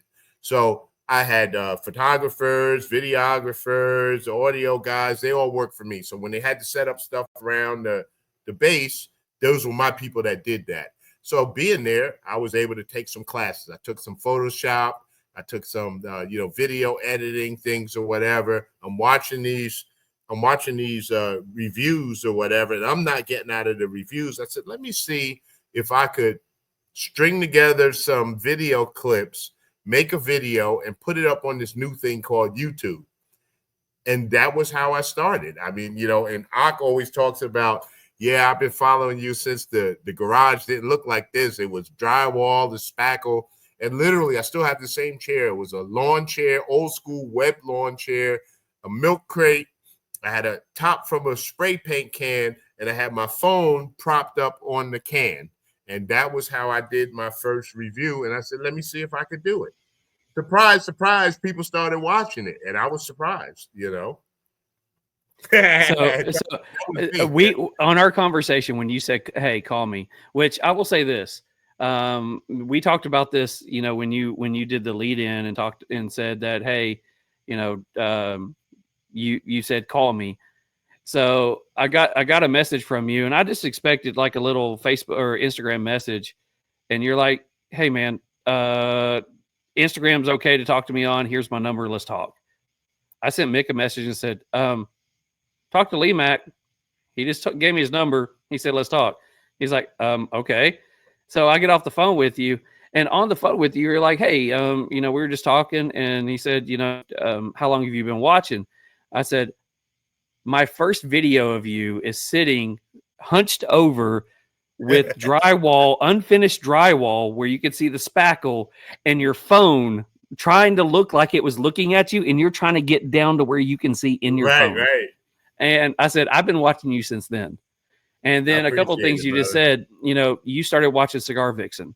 So I said there was a couple of channels that I started watching from day one. Cigar Vixen was one. And then I did not I started watching Cigar Obsession, and that's where I started realizing what YouTube would do to cigar people. because he was one of the first ones that they came after hard. He was. And he was some guy who never did anything that was controversial. He Nope. sat and talked honestly. He never said anything that would even make you think anything. And they shut his shit down hard. Yeah, and it's not fair. You know, he's not my favorite cigar reviewer. In fact, he's probably the one that got me to start it because he never says anything bad about a cigar. He just talks about it, and it's like, and we had that conversation too. Yeah, I don't know. All right, bro. Should I buy the cigar? Should I try it? Should I not? You know, he doesn't. But I'm gonna tell you about my favorite cigar reviewer, right? I gotta hear this. I don't watch a lot of cigar review content. My favorite cigar reviewer is Tim Rollins. I love Tim Rollins. Now, he ain't the most exciting. Here's your density. Here's your density. He's not the most exciting. He was my other one. But he is consistent. And he's been consistent for a whole lot of years. And I think it's a shame that he doesn't get the views that he should get because he's consistent. And he does a lot of reviews and he smokes a lot of cigars. And he's just to me, he's just a real guy and he's consistent. Now, whether you agree with his review, you get the flavors. He always gets apricot, right? I never get apricot. He always gets that. But I don't hold that against him. And I'll tell anybody, that's my favorite cigar reviewer. I love that when he says, you know, black pepper at a 7. Black pepper, 7, yeah. At a 9. It's like he's scoring. It's not like we do some of it getting black pepper on the retro hell. He lets you know it's blowing my sinuses out. But it's the clear eyes guy of cigar reviews. Yeah. It's very subtle. And the thing is, he is not. You see a lot of guys that are imitating people. I see people imitate me, imitate other people, right? You did a whole video on that one. Tim is Tim, period. He wear the same muscle shirt until that with the shirt same logo on out. it. Right. And then he gets another one, and he wears the same shirt. He's in his house. He's got his lounge set up. It's the same thing. It's consistent. So, yeah, shout out to Tim Rollins. I don't care what anybody says. I like Tim. I love Tim Rollins. He in one of the ones I was telling you that I watched, he's my last one. So I think that's my 5 that I was watching. And I remember the first video that I remember you seeing going, and for my brother Tim, here's your density. I was rolling because I knew exactly where that was coming from. Brandon. That's his thing. He the one that got me on that. He loves when I say that. Here's your density. There's your density. And the funny thing is, right, I started saying it because I don't understand it, right? I don't understand it, and it's funny to me, but I love when he does that. Well, I mean, it gets me looking at the foot of a cigar. And every time I go to smoke a cigar or review a cigar, I at least look at it. I don't say anything about it, but I look at it. There's your density. I'm going to light up my next cigar. This one is still available over at Pravada as well. This is one of my favorites, the Grassini. People don't like Lanceros because they feel like you're not getting what you're supposed to get out of a cigar. It's not, you don't get your money's worth or whatever, right? And I try to tell people, my shout out to my nephew, Ron Real. Ron used to do it, and he would say, he had a saying that said, give me more killer and less filler. More killer, less filler. So with the Lancero, you get more killer because you get that wrapper in there, you're going to taste the wrapper. The filler's not getting in the way. But the thing is with Lanceros, you got to have a good roller. And there's some brands, I'm not going to name the brand because one of them is, I love the brand owner. I love the person. But her Lanceros are so inconsistent when it comes to you can't smoke them, they're plugged, that type of thing. I love Lanceros. My favorite size. What's your favorite size, guys? You want me to start with this? All right. So I will say I've gotten some great flavor profiles from Lanceros, and I agree. They punch you in the face. They give you good flavor. I just have huge hands, and I feel fucking weird smoking them every time. Because I'm like, I just can't. I don't know. They're too small. Anyway, my favorite size. Good. It feels feminine in your hands. I got a lot of guys that are big guys. Shout out to Matt Bailey, one of my big brothers. He'll say My hands, it just don't fit my hand, and it don't look good in my hand. I agree. It's like a Virginia Slim. That's me. Yeah. I agree. So we're pretty close with Cavalier and Brian. I know Charles is even closer than I am with any of them, but Brian has always said that a Lancero is one of his favorites because you get that punch of flavor and you get what it's truly meant to be tasting like.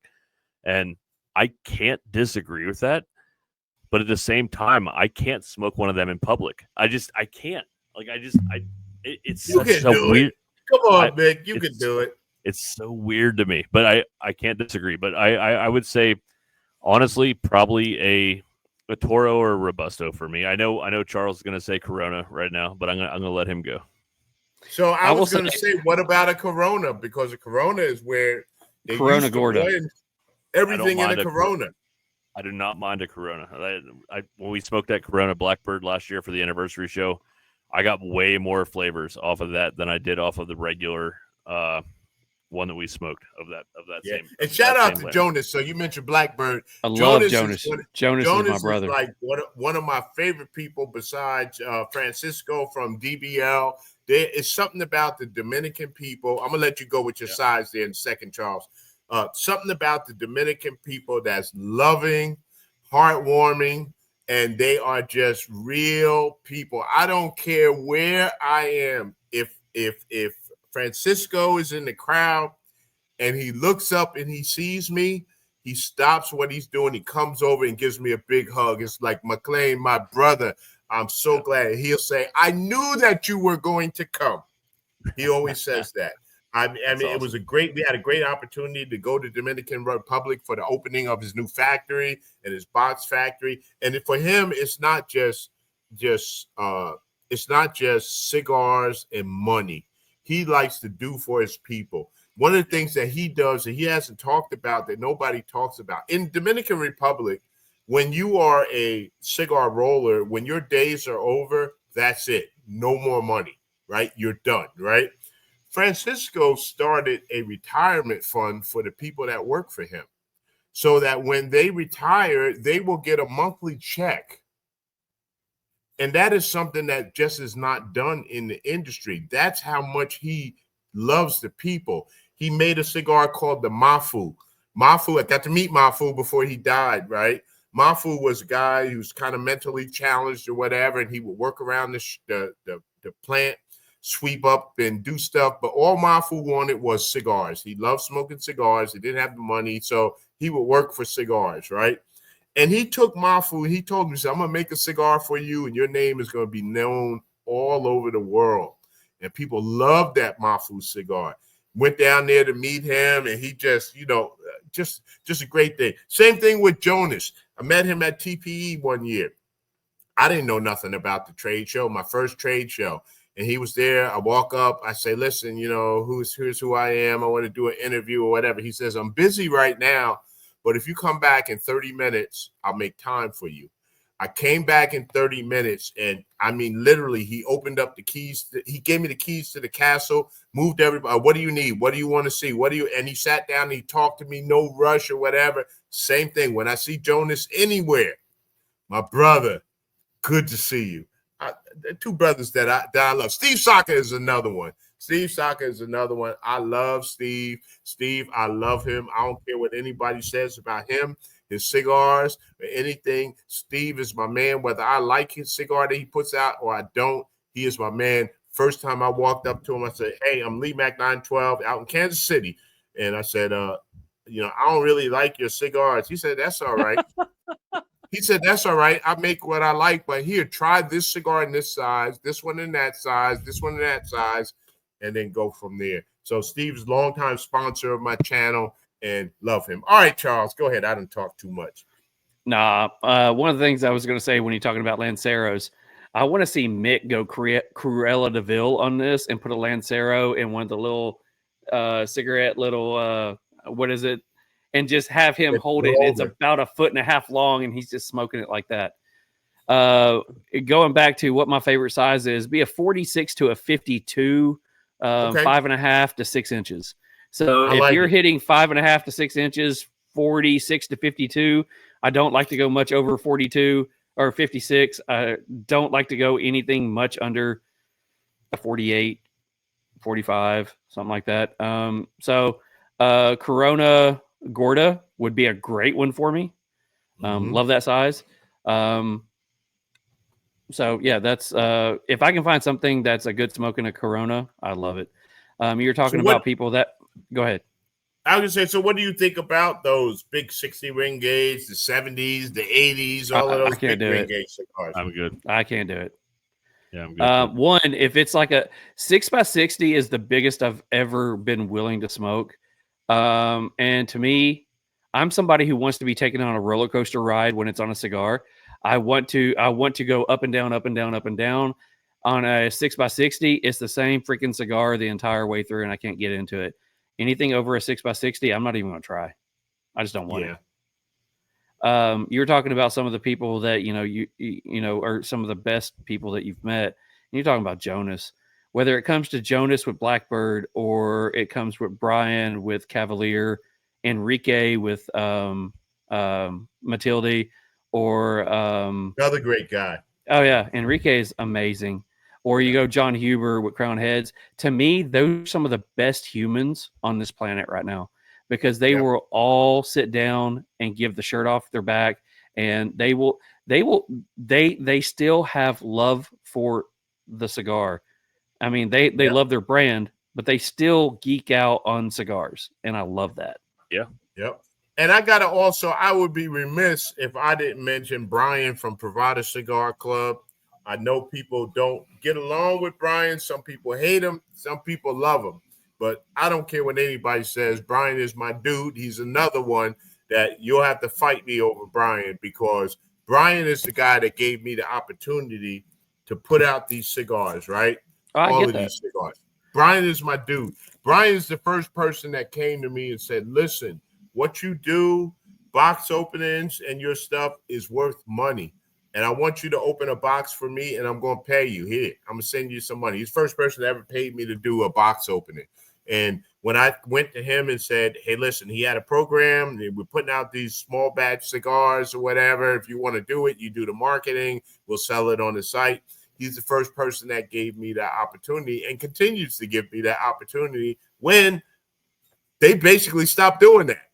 Yeah, we don't do that no more. I know Brian. I know Brian, but I want to do this. He said, all right, I get that. I know Brian pretty well, and we were one of in our club, our cigar club. We were one of the first clubs that was willing, when he was going through his stuff, to bring him on and try to reintroduce him into people. And when he started Cigar Public, I was his first whiskey writer and one of his first 5 cigar reviewers. So I worked with him all up until, I guess, a couple of months ago, when he shut down, kind of giving Cigar Public a break. So he was the first one. I mean, I did writings and stuff independently. He was the first one who actually put me out there in front of everybody. And, even on his lives and things that he used to do, he would give me shout outs and stuff that I was writing. So I got to give a lot of props to Brian for what he's done to get me out there, because, the Smoke and Oak name of what I do on Instagram wouldn't have gone as far as it did without him pushing it for a while. So got to give him some props on that one.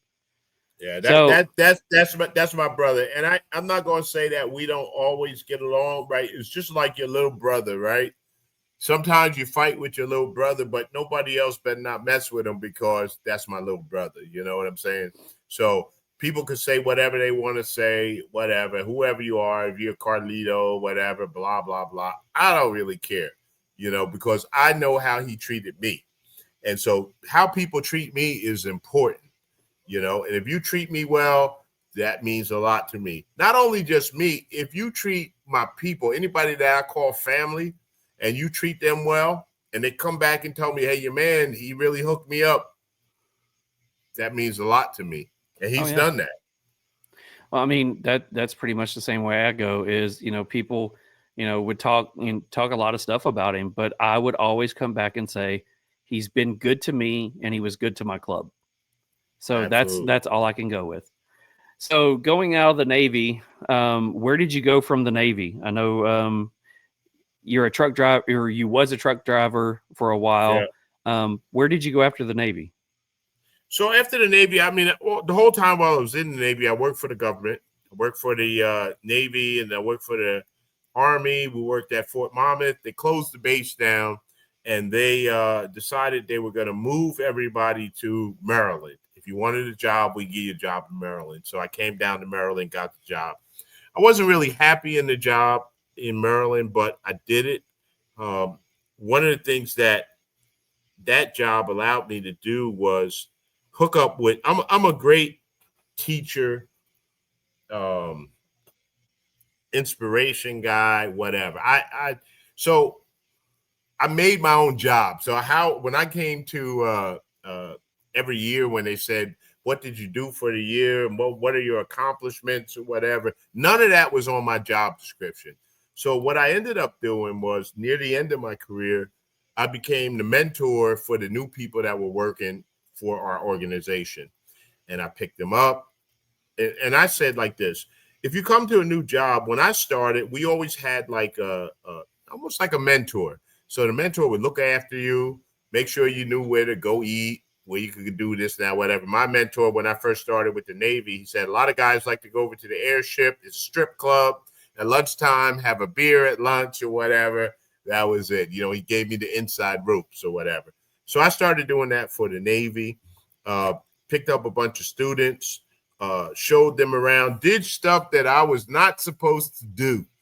You're not supposed to put them in the van and go off base and do all this stuff. I said, all right, come on, y'all. We going off base. You come in here. You don't have any place to live. Let's go look around at these towns, and let me tell you where you could live. Let me show you some things, right?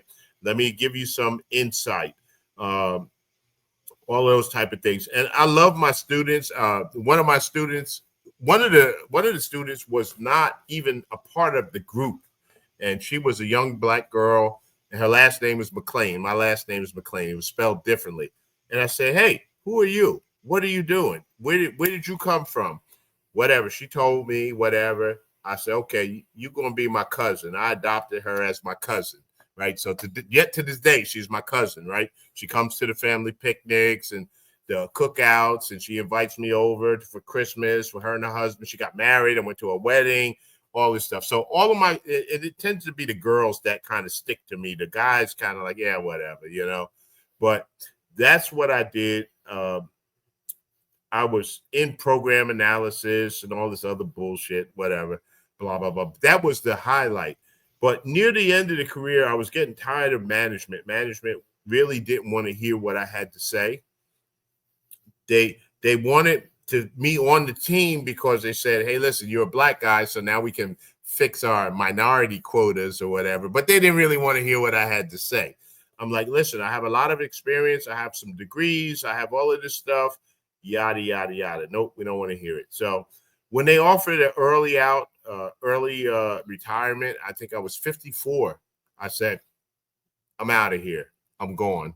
So I left. But in the meantime, I had always had the dream of when I retired, I was going to do some truck driving for a few years. I went, I paid, I got a scholarship. I went to truck driving school, got my CDL, got some money together, bought a truck, bought a trailer, started a trucking company. So when the early retirement came out, then I just went trucking, and I enjoyed that. You know, I drove. I was not over the road. I literally was back home every day, but I enjoyed that. I went to Uber Freight, picked out loads. I worked when I wanted to work. I didn't work when I didn't want to work. I loved trucking. I loved it. Then COVID hit. And then when COVID hit, the whole industry changed. So therefore, it caused me to park my truck because I couldn't make the same money that I was making. Loads that I was making going to Philly, $950, $1,000. Now they were paying $250. I'm like, well, that doesn't even pay fuel and tolls for the truck. It doesn't make sense. So, and it's till this day, it's still the same way. So the truck is still parked. And I remember I remember you doing some shows where you were talking about that, or at least hinting at it, and then you would do some lead-ins where you were just giving the truck a drive around. You would That's just go all I was drive. doing. Yeah, just giving the truck a little drive to keep it active. And it's one of those things where we get to see a glimpse outside of our area of some of the hardships some of the other industries are going through. Oh, yeah. And it's tough. And even now, I mean, a part of the issue and part of the problem is, shout out to my foreigners that come over to the country and want to make a better way. There's a lot of things that are not right in the industry, which makes the small guys not able to succeed. We have electronic logs which say you can only drive so many hours a day. These guys have AI and they'll go back and reset the log. So I can't do that. You know what I'm saying? I can only work my 14-hour shift. That's all I can do. But then again, when you want to pay me $250 to work that 14-hour shift, I do better. So that's why that's why I went to teaching new drivers or whatever to stay in the industry, but the truck is still parked. And it's like Murphy's Law. I just had one thing fixed on the truck. I go out there and do something. They'll go, what the hell is all this oil dripping out the back of the damn motor? It's a pain in the ass. So I got a mechanic coming to look at that. So I love it. I love the industry, but I don't know if I'll ever get back to it or not. As somebody who grew up in rail cars and trucks, what do you drive and what did you name her? Oh, so I've got a 2011 Peterbilt 386. She's black and her name is Nefertiti. And she is a sweet, sweet girl. She is very, very sweet girl. I love that truck. I went out to Wisconsin. Again, I'm a person that I go forward if I have 80% of the solution. So I bought this truck, went out to Wisconsin. I don't know. I never drove a truck cross country at all. I could have got a load or drug a trailer back, but I didn't know how to do that, right? I was new. So I bobtailed all the way back from Minnesota with Nefertiti. 2 days, came back. Shout out to Lee Hill. The damn truck broke down in Iowa. Shout out to Carnell. He's out there in Iowa. And Lee Hill, another guy that I met through the cigar community who was a truck driver. I called Lee. I said, Lee, I got all these lights on the dashboard. All this shit is going on. I don't know what to do. I'm in Iowa. I'm a long way from Maryland. I don't know what to do. He said, where you at? I said, I'm on route such and such, whatever. He said, all right, I'm on the way. He said, I'm on my way to Maryland. As a matter of fact, I got a load going to Maryland. I'll come up and see what we could do. So Lee pulled up, corncob pipe in his mouth. I had no tools. I was going to Walmart to get some tools, but I never made it there. And he came out. I said, Lee, what we going to do? He said, I don't know. He said, we're going to stop unplugging shit. We're going to start unplugging shit and see what happens. And we can get some of these lights to go off, then we'll go. He unplugged shit, unplugged this, whatever. One light was still binging, bing, bing, bing. He said, all right, follow me. He said, if you can get up over 30 miles an hour, you'll be good. Got up over 30 miles an hour. The light was going. The thing was bing, bing, bing. After a while, the shit got tired. It got tired of binging. It just stopped, and we came on down to Maryland. I drove as far as I could, and I went to, I forget where I stopped. I stopped at Iowa 80, I think, that night, and spent the night. He had to go on, and then I made it on back to Maryland, and the rest was history. So let's go into cigars. Let's go into when you decided to actually start the YouTube channel, what your thoughts about doing it was, why you were wanting to do it, and let's go into, the progress between the old sheetrock days all the way up into, you got your Philadelphia Eagle stuff behind you, your Colonel Taylor behind you. You've got the background that we're used to now versus the old school days of sheetrock and mud. Yeah, I really started it because I felt like, again, the people I was watching wasn't telling me what I wanted to know. Every cigar is not good. There's some cigars that you'll smoke and you go, this cigar is shit to me. All right. I don't like it. So I figured that somebody else might have a palate like I do, and they might want to know that this cigar is not that good. So that was just, first, it was just an experiment. And when people started watching, I said, well, let me smoke this cigar and see what I think about it. One of the worst cigars I ever smoked was Casino. I think it was Casino Gold or something like that. Shit was terrible. But what I found was I found a community, and I found a family, and I found people that said, you know what? I like your reviews. I like what you're saying. I appreciate you telling me that the cigar wasn't good. I'm going to skip that one. And then I found people that said, you know what? I smoked that cigar and it was good. You said it was terrible. So I found people that said, I appreciate you being consistent. If you like it and my palate is the same, I'm going to try it. If you hate it and my palate is exactly different than yours, I'm going to try it. So, you know, that's kind of where it started, and it just kind of evolved. The stories was just like I said, I put stuff in the videos to cut out. Well, and see, then I was like, that's what I was going to say is, you know, what made you decide to do, like, you don't consider it this, us as people who watch consider it as, it's almost like daily life lessons. You know, it's like sitting back, listening to your uncle tell you about stories from him growing up, and you sitting back going, damn, I just learned something. So what made you go into that atmosphere? Because there's nobody else that does that stuff. That came from real estate. So I also sell real estate. I've been selling real estate for a long time. And one of the things that we learned, I started with Exit Realty, and some of the stuff I did some coaching and some stuff with, I forget the name of the program. But one of the things that I learned was if you can tell a good story, you can capture a customer. So it went into telling stories, and it just kind of evolved. They're like, and that came from the real estate. Hey, tell a story. I tell the story of the Cohiba Spectre. I just smoked the Cohiba Spectre. It's $150, right? I've talked to Sean Williams, and he knows how I feel about price, right? And I will say about Cohiba, what they don't do is a good job of telling you the story of why this cigar might cost that much money. I said, if you told the story correctly, more people might be interested in smoking that cigar. So it just kind of was something that I do. And then you get older, old people tell stories. So I just being an old guy, I guess. I don't know.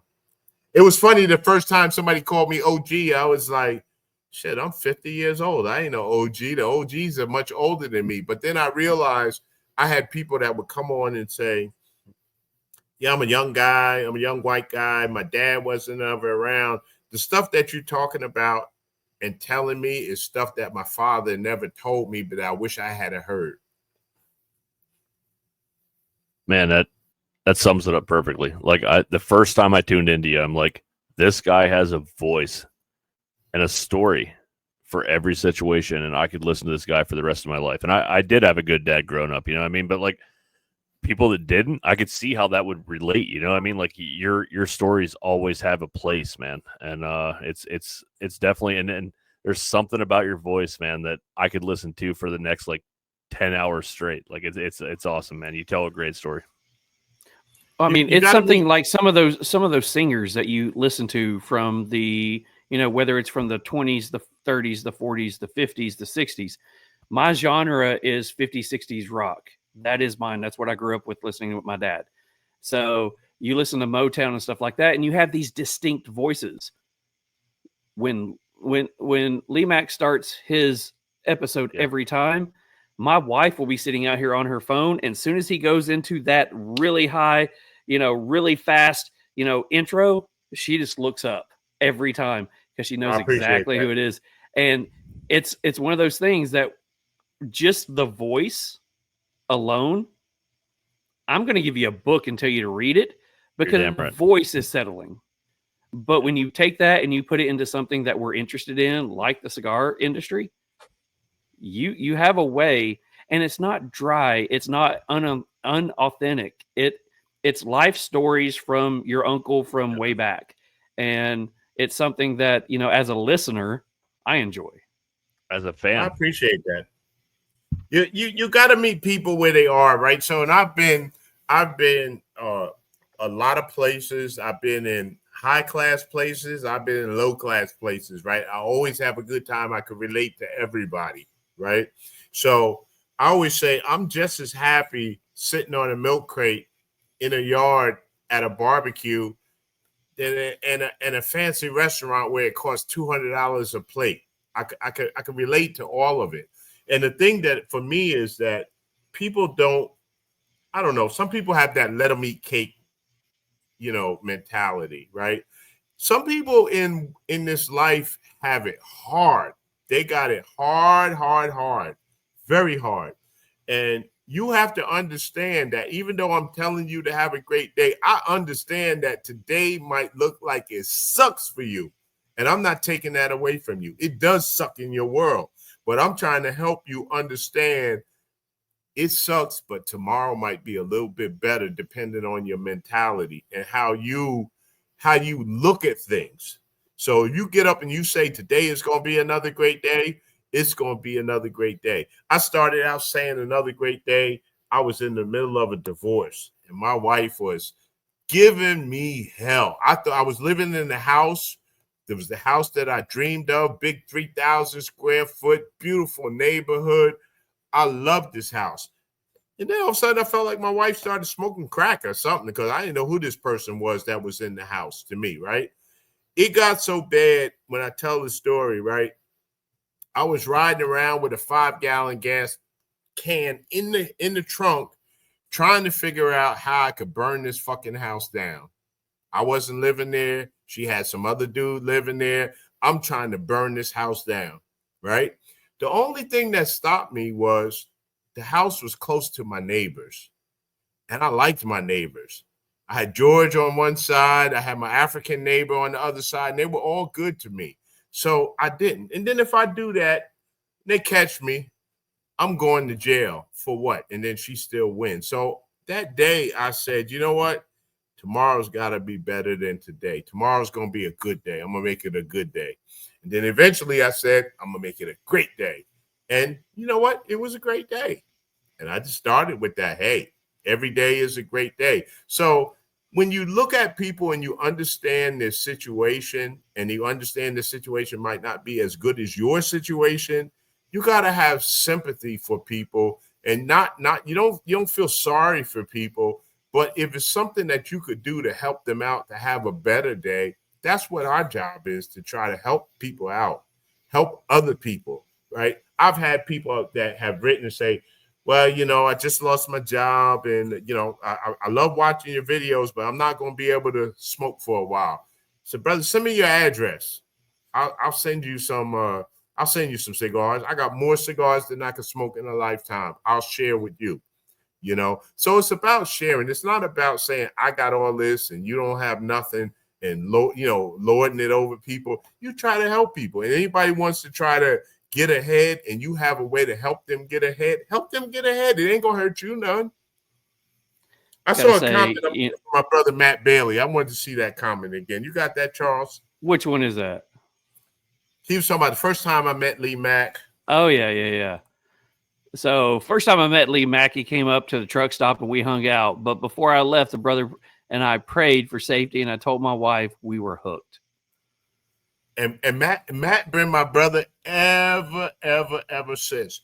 I told him, I said, Matt, anytime you come through this way, brother, if you need a place to stay, you need a hot shower, you need a meal, you just call me. He would tell me, I don't want to bother you or whatever. I said, Matt. And I would be mad at him. He said, well, I was your way, but I didn't call you. Matt, call me. That's been my brother. And so, me, him, and Ak, we get on a group chat every day, check out, make sure everybody is good, seeing what's going on. Matt lost his wife last year. And, I met his wife when he came up. We met her at Cigar Con, Pravada Con, and we had a great time. And one of the things I said about her, I was like, she loved her some Matt. She loved Matt. So I know the hard times that he's going through now without her, because she was a woman that loved her husband. She really did. Matt is our brother, and Ak would say, man, I love that brother. I introduced him to Ak. Man, they got hooked up. Love him, you know. And it's like, it's things that you do for other people. When I put out my first cigar, Matt was coming. He said, well, I'm not going to be home. I'm on the road. I'm coming through Jacksonville. I said, I got somebody in Jacksonville that might be able to hook you up with the cigars. I said, LaTanya, this guy, Matt, he's going, you know, come over here. Could you just take him some cigars? I'll replace them for you. You know, whatever. She went over and did that. She tells the story. She said, I didn't know this guy. He could have been the killer. But that's what it's all about. For me, it's family, right? It's family amazing, that man. and we have a great time. You meet people, you hook other people up. People have met each other. Matt, I introduced him to Jason Ritchie. I knew Jason as a guy on our Herf. He was just a guy. I call him my pink brother with the crazy ass hair. He got the crazy dreadlocks and shit. I don't know who he was, but he was a cool guy. I liked him, right? I come to find out he's a Grammy Award winning harmonica player. Matt and his wife got to go down and meet him at a show when he was in Florida. He's like, man, he's really good. And he said, when I went up there and I told him who I was, he was so excited to meet me. And the people around Jason were like, well, who is this guy? But that's the way our family is. Our family like connects with each other. It's like we love each other. It's like Carnell is going out to meet up with MD Spider because MD Spider does barbecue. He's coming there. They're going to hook up and do that. You know, Spider sent me some rub and some wine, and I sent Spider some stuff. It's just that. When I went to Kansas City, brother was out there. I was out there for a month. And brother said, man, I wish I'd known you was there. Brother Aaron Brooks, #1 brother in Kansas City. I always say that. Why? Because brother said, oh, man, you still here? I'm going to scoop you up. We're going to have a good time. Scoop me up. We went to the high-class lounge, took me to the little private lounge in the hood. We went to the diner in the hood. We had a great time. Aaron came here. Come on down to the house. Met the wife, whatever. We had a good time. Brother Dion, hey, look, you coming down, man, come to the house. Stay at the house. I stayed at Dion's house. Somebody I met online. Good people. Good people. We all good people in my family. I love them all. I do. And that's serious. This community is like no other, man. And I know we've said it 100 times on the air, off the air. We always have that connection, and we become a family. And it's unbelievable. Like, Lee, you're coming to town. You know, I got you. You know, we're having our Herf here in another month, and I've already told everybody, hey, if somebody wants to stay here, great. You know, like we got you, and it's. Oh, like, make sure I get an invite, man. Let me make sure I know, because I don't always follow everything, so sometimes I miss it. But don't let me miss it. All right. All right, yeah, man. We're doing our Western Tennessee Herf at a brewery with some brewery brothers that I met from down here in Memphis. So if you want to make a Memphis trip, man, let me know. I'll send you the invitation. Hey, when's that going to be? August 30th. We're going to talk about it a little bit later here, but August 30th, it's on a Saturday. I got you, brother, if you want to come in. I might have to make it down that way because my nephew is down there in Mississippi. So, you know. We got you, man. I'll send you all the information, and I'll make sure you're comfortable, brother. I got you. So one of the things I like about watching your channel is, and watching it for so long, you talk about LaTanya, or you talk about Ak, you talk about Matt Bailey. You know, you talk about these guys so much and the personality behind them. I don't know these three. I've never met them, never talked to them, but at the same time, I feel like I know them, because you'll start talking about flavor notes, you'll start talking about experiences, and you'll be like, oh, this is going to be for you. Or Matt Bailey, this is making me think about you. And it's one of those things that you reach out to the people who's been with you since day one. And that's one of the things that got me, and I don't know about Mick, but that's one of the things that the reason we rely so much on our chat and we post so much stuff out there is we want to acknowledge the people that's been with us from day one, because one, I saw the way that you make sure that you talk about the people that's been with you. You don't do a live show on your reviews and stuff. Yeah, you do it on Meet in the Middle, which is, you know, one of the shows I watch, you know, on Sundays. But you talk about these people like they're there with you. And it's one of the things I appreciate. And that's the reason that we kind of do what we do. So I appreciate that. So in the YouTube world, Uh-huh. I mean, you made a comment and you kind of laughed at it, but I posted in our first thing, you're the YouTube cigar OG. When you think about it and you go back into when this got started, you were one of the first that was willing to go out there and put your business out there. You were willing to take the chance. And when people could say that, you're full of crap or whatever, that's really cool for somebody who's getting into this. And this is our first year. So my question to you is, going over, the time span that you've been doing this, what are some of the most memorable things that you've gone through in the YouTube experience? And what were some of the things that you went through that got you the most down? I don't know if anything ever got me down. Some of the memorable stuff was the fights and the wars. One of my favorite fights, shout out to Tony, the Cigar Assassin. Tony has his group over there, the Cigar Assassins. Martina Maya, somebody I used to watch or whatever. We fell out or whatever. Vintage Cigar, those guys or whatever. And so, I'm a creative guy. So things are funny to me that might not be funny to anybody else, right? So Mahalalil, he stuck with this for a long time. I did a video called Soy Sauce for Life, and it was a spoof on a Soy Sauce Assassins video. I got to put that one back up on YouTube. And that was like one of my favorite ones. It was like Soy Sauce for Life. And then my wife's going, yeah, boy. So that was fun. Vintage Cigar and I got into some stuff or whatever. I guess he felt like I was not being open and welcome to him. He called me a gatekeeper. I don't want to hear anybody. I don't want to see anybody else succeed. Yada yada yada. Right. So he got into a real thing. I give a quote. He said, "I hate that old bastard." Tell me how you really feel about me, right? But some of that stuff was fun to me. It's like at that time I was watching a lot of YouTube trucker videos. And at that point we had there was an app. It was almost like a CB app or a walkie-talkie app. We talk about getting people down the road. And these guys would get on there and talk, and we would, talk back and forth to different drivers or whatever. It was helping them get down the road, right?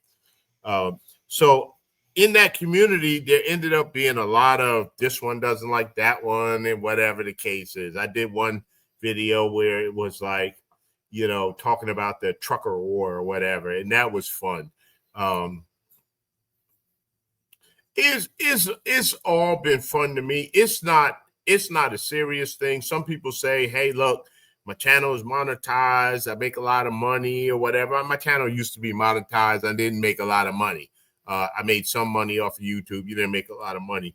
But it's all been fun to me. People get butt hurt and they get their feelings hurt.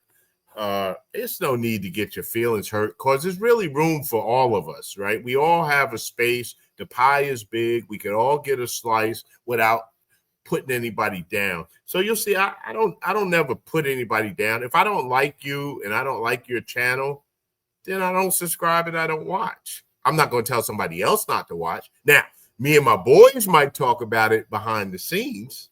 You know what I'm saying? We talk about people all the time because that's what we do. But so that's why our numbers aren't going up. Damn. Got it. We talking bad about you. So you said something that brings me back to my childhood again. You're talking about CBs. So, growing up in, my dad working with trucks and trains, we had a 10-foot antenna on the top of the house that we got put up there so I could have a CB. What's your CB handle when you're on the road? I don't really have one, to tell you the truth. You really? Growing up, Yeah. mine was, corny as hell. Brave Bandit. I'm a Atlanta Braves fan. Love Smokey and the Bandit. Take the two together. And it was so fun to talk to people who would come through Chattanooga. I would stay up until my dad made me go to bed, learning all the codes and talking to people.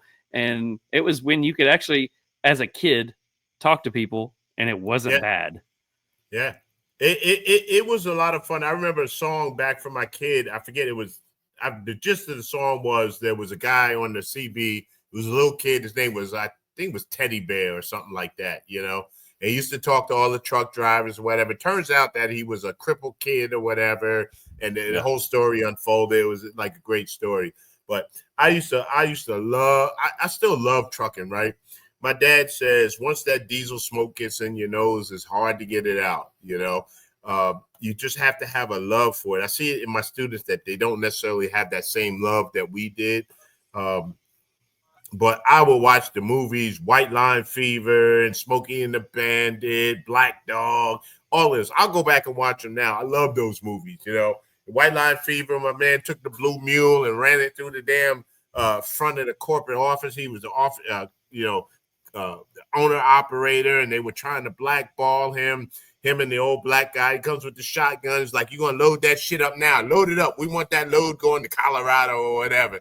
Great movies. I love that, right? Because that reminded me of my dad and the time that I spent in the truck with my dad, riding, just, you know, or whatever. It was just, to me, it was great times.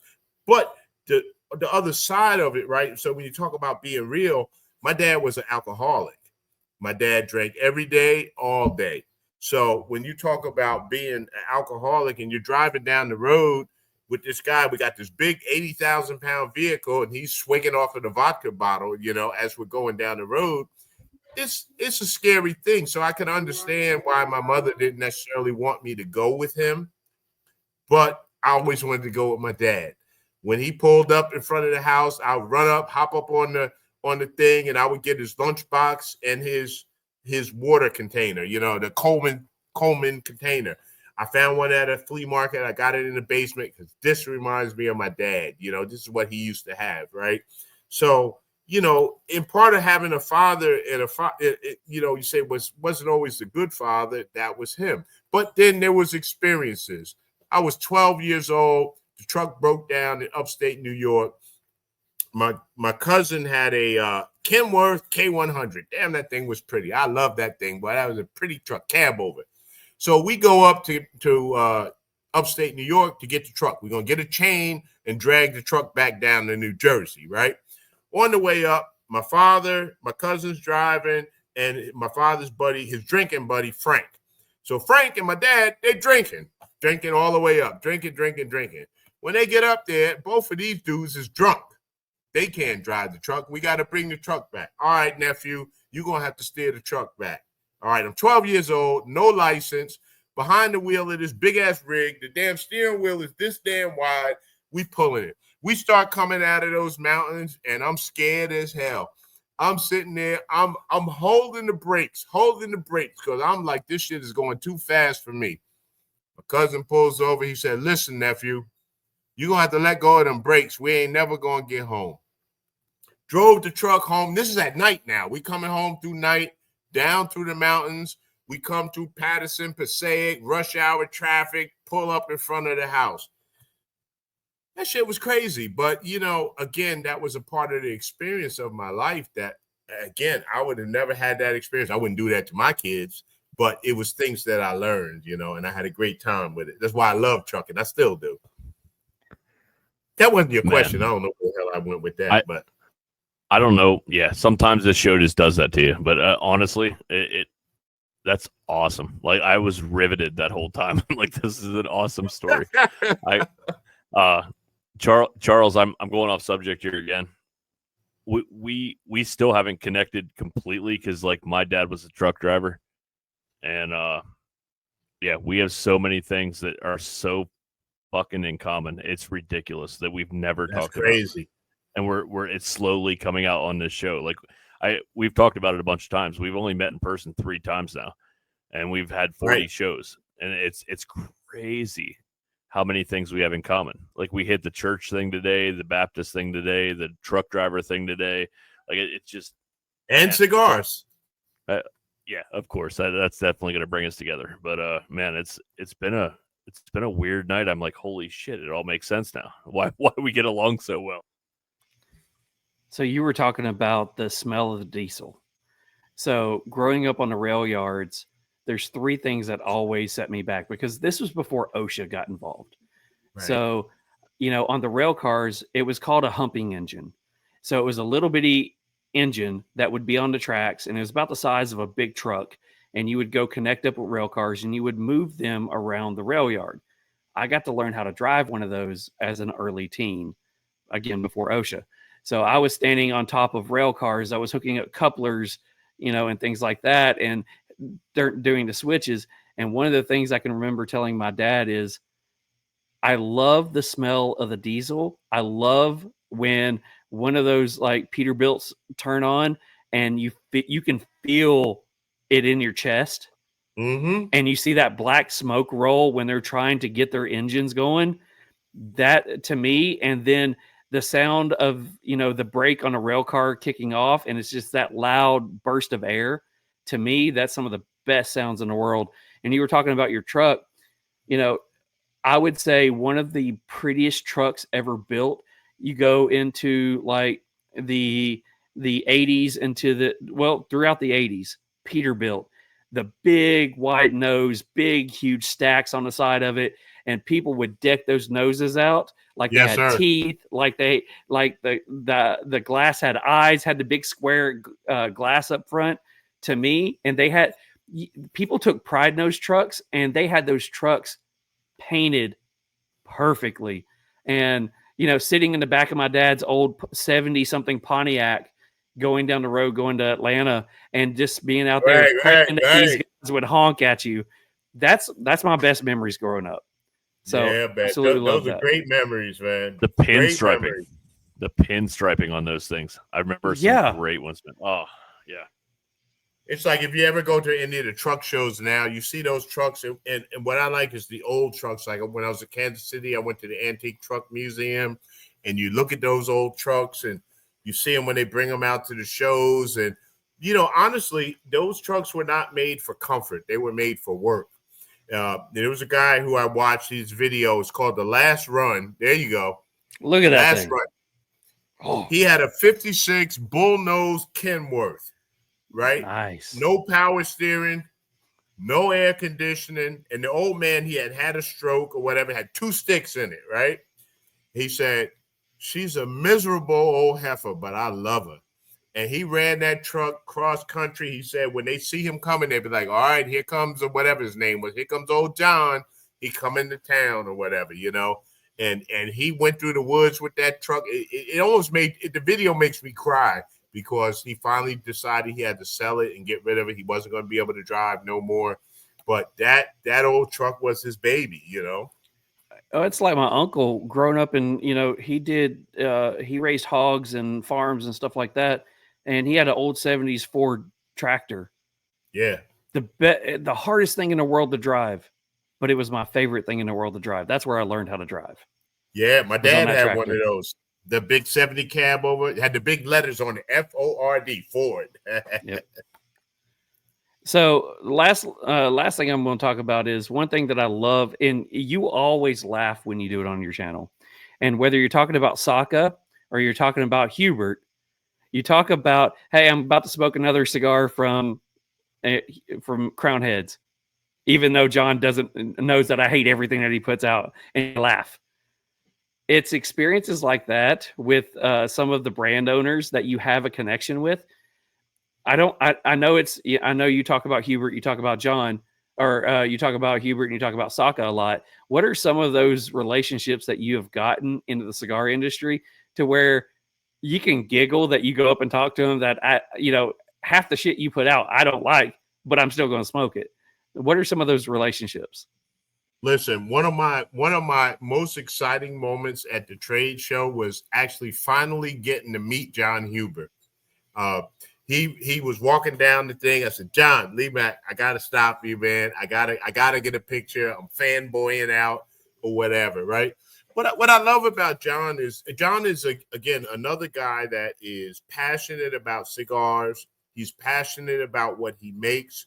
I smoked every new Crown Heads that came out until the J.D. Howard Reserve. I remember the one where I was going, I don't think so, right? I don't like this one that much. But I loved everything before that, right? So it's not a personal thing, but the thing that John did during COVID, if you remember, he was doing live streams from his daughter's bedroom. And he would say, all right, I got to go. My daughter's kicking me out. You know, she wants her room back or whatever the case. These are like real people with real families, real businesses. They're trying to make money. They know that everything that they make is not going to be a hit, but they're trying to get the next hit. They're trying to keep the business growing. They're trying to grow. It's a hard industry to be in the cigar industry. So somebody that can do it and make it and be successful, you gotta love them for that. And I do. So I have a lot of love for John Huber, whether I like the cigars or not. You talked about, I smoked the Las Calaveras. I haven't smoked the Las Calaveras in a long time that I liked. And I buy them every year and I go, all right, I still don't like it, you know. But I still appreciate the effort that they go through to put out the cigars. And that's the thing. You got to love people for what it is they do. I think a lot of reason that you don't like a lot of the Las Calaveras is that it has a high mineral note to it. And we talked in a live stream that you were on with Meet in the Middle. And I don't know why I haven't asked this one, but I'll do that in a minute. But we got into a conversation about, I told, you know, one of the people on there said, you know, you were talking about how do you know if you like a cigar or not? And I posted on there, I know if LeeMack starts talking about that this is a mineral cigar, because a lot of our palate lines up, mine and yours. But the moment you start talking about that you don't like the cigar because it's got mineral in it, I'm going to buy a box of them because I love it. Right. So and that's the thing that you like, and that's cool. So, you know, that's one of the things I always get from his cigars is there's a minerally note to all of them. There's only been one Las Calaveras in the last 4 years that I've loved. I mean, the other ones I could smoke and they were decent, but there's only one. I think it was 2 years ago. It was the 2023 that I loved. The Yellow other Band? ones I was like, yeah, Yellow Band. Yeah, that was the one I loved. The other ones I was like, I give or take. Have y'all smoked the Broadway? I have. What's your thoughts on it? I think it's a good cigar. I see right there. I would be like, okay, yeah, all right, next. Yeah, I think it's a good cigar. I think it needs a little more punch. It needs more depth. I think it's a really good cigar. But as somebody who again likes a roller coaster ride in cigars, I like a lot of transitions. Right. This one has big transitions in the front and then mellows out through the end. We are super spoiled on this show because like we've been very particular. Like you talked about fanboying out earlier. Like we've fanboyed out in this show, and I don't know where we go in season and in year 2 or 3 because we've hit a lot of our top people that we love in the first year, and the cigars we've reviewed on the show are cigars that we know we absolutely enjoy. Like we'll never fake a review or something we smoke. We've just gotten really lucky we've gotten the people that we love on the show, and we smoke great cigars. But there's definitely some that we're a little lower on because it doesn't hit that roller coaster ride or that transitions that we like in the cigar. Mm-hmm. What are if you had to say your top 3 cigars? What's your top 3 cigars or brands? Ooh. For this year, the highest time. It don't have to be this year. Of all time. The new lore that just came out, the last cast.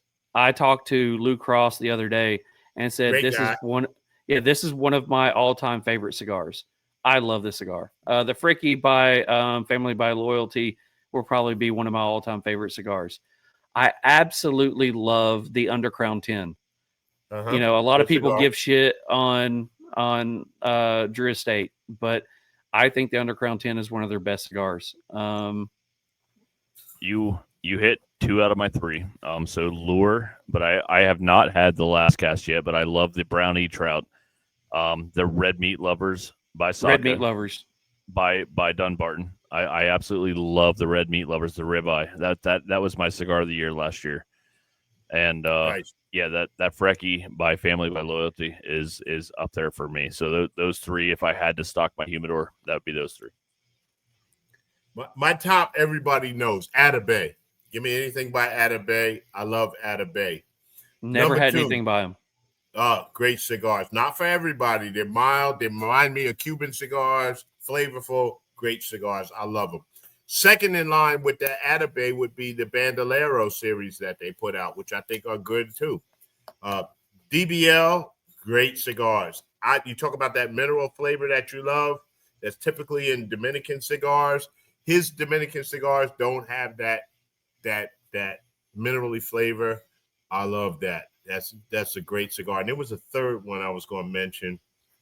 I just flipped out of my head. But So do you remember what your highest rated? I mean, one, have you ever counted how many cigars that you've reviewed?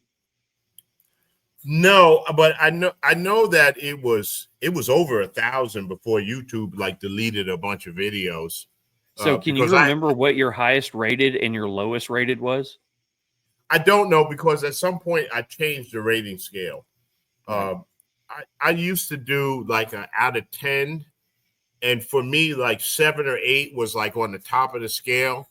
But what people would do, if I said I rated it a 78, 7.8, they would call it 78 and say it's not that good. I'm like, I'm not trying to compete with the cigar aficionado scale. So then I changed it. But I've had some that have been like on my scale out of 5, 4.2, 4.3, but I don't remember what cigars was the highest rated. Gotcha. Well, so one of the things that we like to do towards the end of a show is what we call hot box questions. Hot box. It's 10 random questions to you. If you've watched the show, it's probably not, but it's also 10 random, not so random questions to us. So we like to ask those. It kind of gives a little more insight into some of the things that you think and some of the questions that we haven't asked. But we always got to ask, are you willing to play hot box questions? Sure, go ahead. I'm down. All right. So before we get started, we got to say thanks to our sponsor for the hot box questions, Beard Apothecary. What's going on, everyone? I'm out here tonight. We got thunderstorm just starting. It's raining, but I don't care because this is for the Real Smoke podcast. My boys Mick and Charles. A couple things coming from Beard Apothecary. We've got the Bougie Grunt, modeled after a great friend of ours. Here comes the rain. And then we got our summer scent called the Daddy-O. This one here smells like that old Hawaiian Tropic suntan lotion. Can't lose with these. We got them in butters. We got them in oils. We got them in card diffusers. Hit us up. Make sure you like and follow Beard Apothecary. And make sure you like and follow Real Smoke Podcast. Peace out. So huge thanks to John and our favorite Aldi, Tanya, for everything that you guys do over at Beard Apothecary. He's got it. That dude had a real beard. I still got the starter kit, you know. Mick's about to have the starter kit here soon, so Yeah, mine's gonna be gone. I'm really bummed out about it. It's the best. Shout out to Beard Apothecary. yes. So if you guys have a beard and you love your beard, make sure you go check them out. Everything is all natural. Everything is made at home. Everything is 100% fantastic. So all the scents are great. So yeah, if you're interested in some good beard care product, they got beard wash, beard oils, butters, car diffusers, and a whole line of stuff. Go check them out at beardapothecary.com. So hot box questions. Mick, you're always up for number 1. All right. So I didn't even tell you, Charles, I switched some questions again. So I hope so. tonight, question number 1. Give us one word your friends would use to describe you. Oh. One word that my friends would. Difficult. Okay. Are you really? Okay. My very closest friends will say, there's a word that my supervisor called me once. I can't think of the word because I had to go look at it I had to look it up in the dictionary because it wasn't cantankerous. It was a word. I can't think of the word, but difficult is it. Shout out to El Jefe. Ak is in the chat. I see you there, brother. He says you love Padron so much and would smoke them every day. He says I'm a Padron hater, right? So I'm the only person that probably reviewed a Padron and said it was all right. Yeah. They love Padrones, him and Matt Bailey, right? Good night, LaTanya. Appreciate you Take hanging care, in, LaTanya. hon. Thanks for Yeah. joining the show, and I will see you as a moderator in some of the other shows. Oh yeah. Yeah, difficult. LaTanya would tell you that I'm difficult. That All right. side of me doesn't come out to people I don't care about. So fill in the blank for me. When you talk about cigars, the YouTube community, and the community that you've created around the LeeMack912 brand, what is cigars all about for you? Love. It's all Nice. about love. Oh yeah. I love that comment, man. That's absolutely perfect. That sums it up in one word. Yeah. 100%. Brotherhood, community, love. It's all the same, man. That's amazing. Listen, I love my family, and I'll tell anybody, listen, you got an issue, call me. I might not have the answer, but if anything else, I'll listen. I had a student the other day, young lady, and she's always, up and bubbly or whatever. This day I was like, hey, how you doing? You all right? And I looked at her. She said, yeah, I'm okay. I said, no, you're not. What's the matter? And she just started crying. So I still don't know what was wrong. But what I told her was, listen, I know there's an issue. If you need somebody to talk to, I'm always here to listen. I said, and just understand this, whatever we talk about stays between us.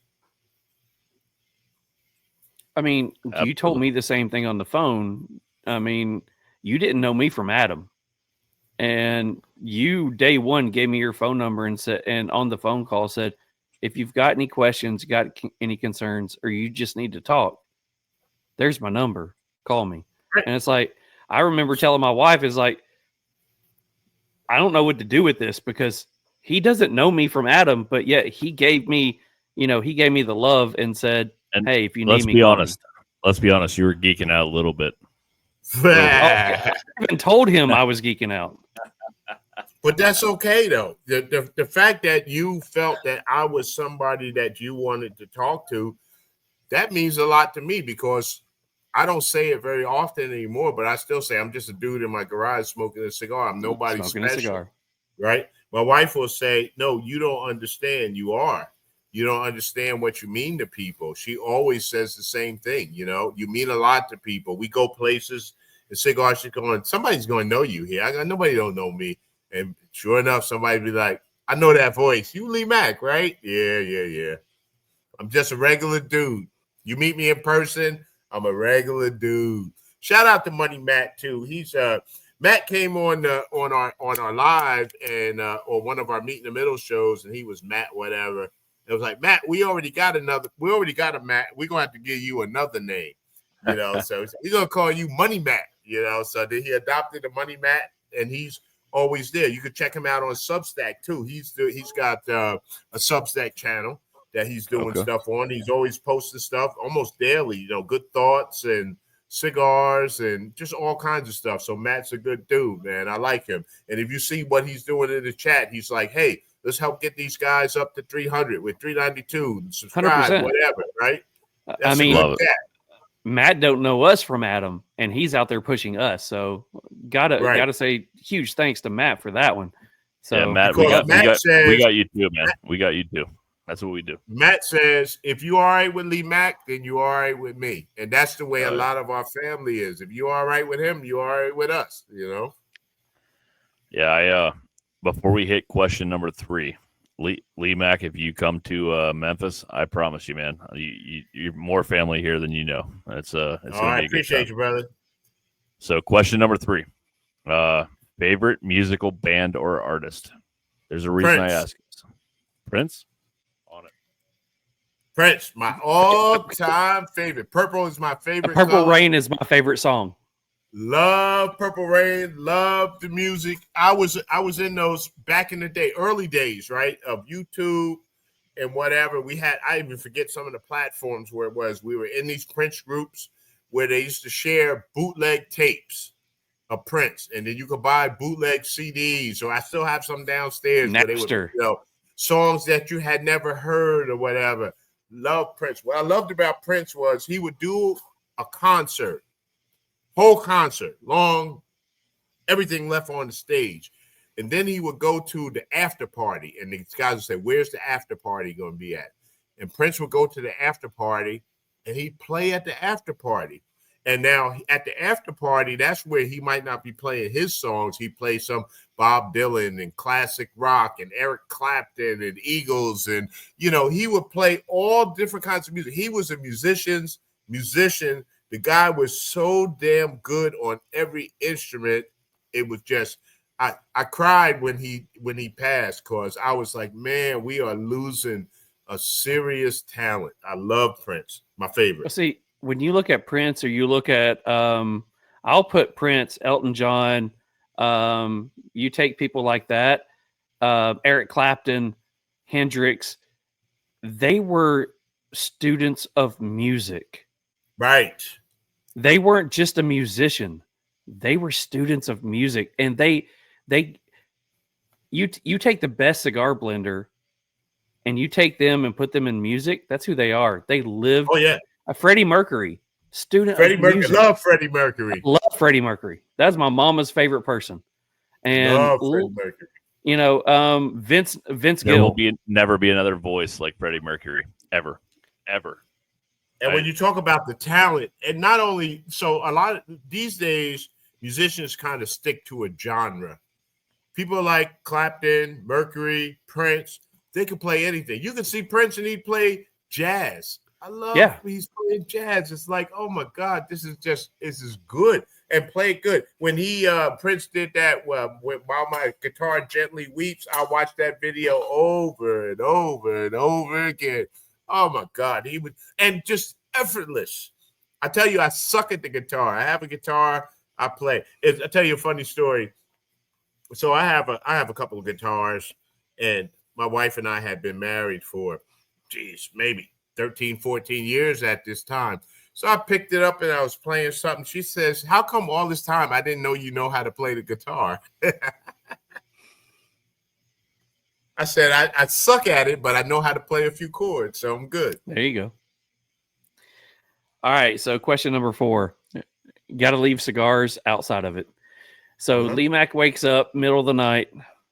What's LeeMack's favorite guilty pleasure? Is he turning on the TV, turning on music, going to the refrigerator? What's his favorite guilty pleasure? Yeah, I like documentaries. So I'll watch documentaries. I love the good one that you watched. I like watching, I'm going to call them the cocaine diaries and stuff like that. I like watching stories about the CIA and how, crack was introduced into LA, and Freeway Ricky Ross, and, dude who went through the little hole, Joaquin, what the hell was his name? The coke guy. He broke out of jail and went through the little hole in his cell, and, all that stuff. I love all that stuff. The lady who was the queen of cocaine, I love all that cocaine stuff. I do. At Miami days, I used to love watching Miami Vice. Cocaine is a hell of a drug. Say Rick James. I love Rick James, another great musician. Rick James, bitch. Yeah, man. That whole 80s thing with the crack and the cocaine. I love all that stuff. I like Pusha T. He does all that cocaine rap. I love all that shit, man. I do. I remember I was in county college at the one time. So we had one guy. He was a real burnout. And I remember the first time he said, look, man, they got this new kind of cocaine and you could smoke it. The first time I ever heard about crack. And he was just telling the joys of crack, That was like, oh, okay. I will say that one of the first logos that we created for this podcast was the Miami Vice there version. You go, Miami Vice. Yep. It was the Miami Vice, because that's where the original colors, when I floated it through Mick, and you can look at behind us both, it's the Miami Vice colors. And he's like, what colors do you want to use? I said, I want to use some Miami blue. I want to use some neon green. I want to use some bright purple, because bright purple is my favorite color. So we went up with the Miami Vice. Yeah, LeeMack, we'll make you a a resident member of the Real Smoke Patreon family. If you show up in Memphis, man, I got you with some good stickers, man. We'll put them back on the back wall behind you. All there. right, yes, sir. You know, we got room back here. I get hate sometimes for my Biden Harris sticker that's up top, right? Because people say, "Oh, you voted for." I had a guy say, "Oh, you got Biden Harris. I'm out. I can't watch that." I was going, "Well, whatever." You know, that's who I voted for, and that's who I was supporting. But you know, we don't get into politics with cigars, but nope. you know, it's we like, definitely listen, don't. I voted for Donald Trump do too, so my family hates me sometimes. They're like, "Well, it's all your fault." Yeah, there's I don't think there's any winning sometimes in politics. That's why we don't talk about it here. We don't bring it in, man. It's definitely not That's part because of it.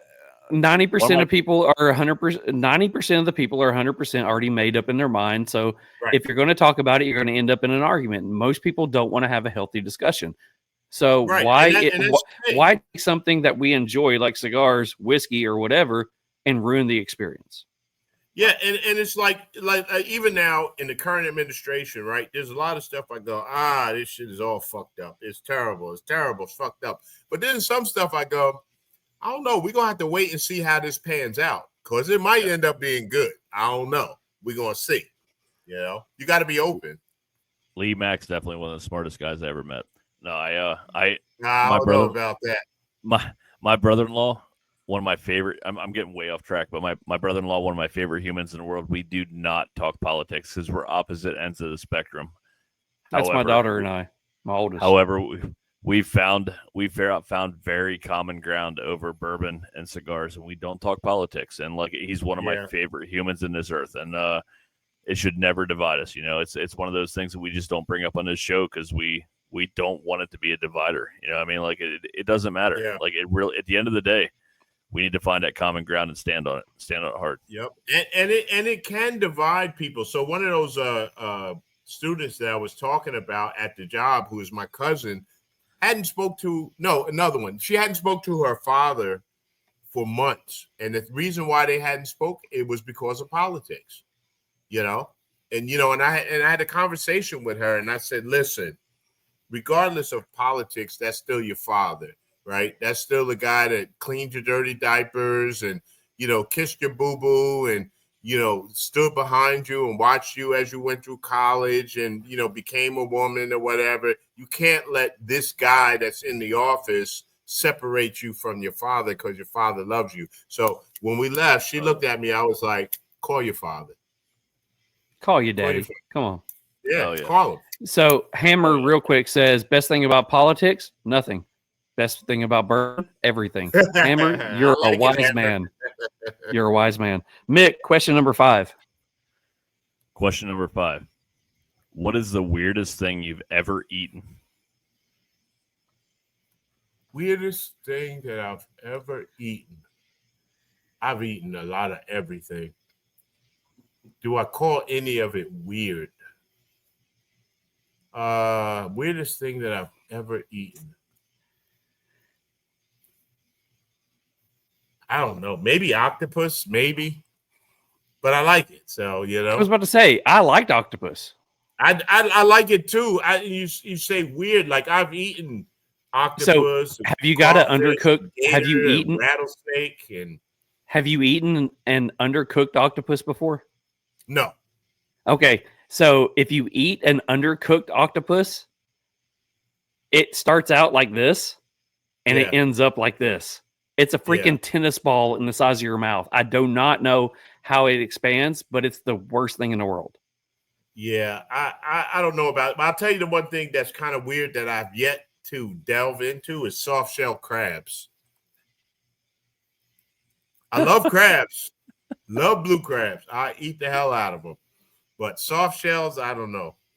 Blue crab, snow crab, or king crab? Which one do you like best? I'm not a snow crab, king crab guy. I think I don't know. I'm a blue crab dude. Don't like the texture or don't like the sweetness?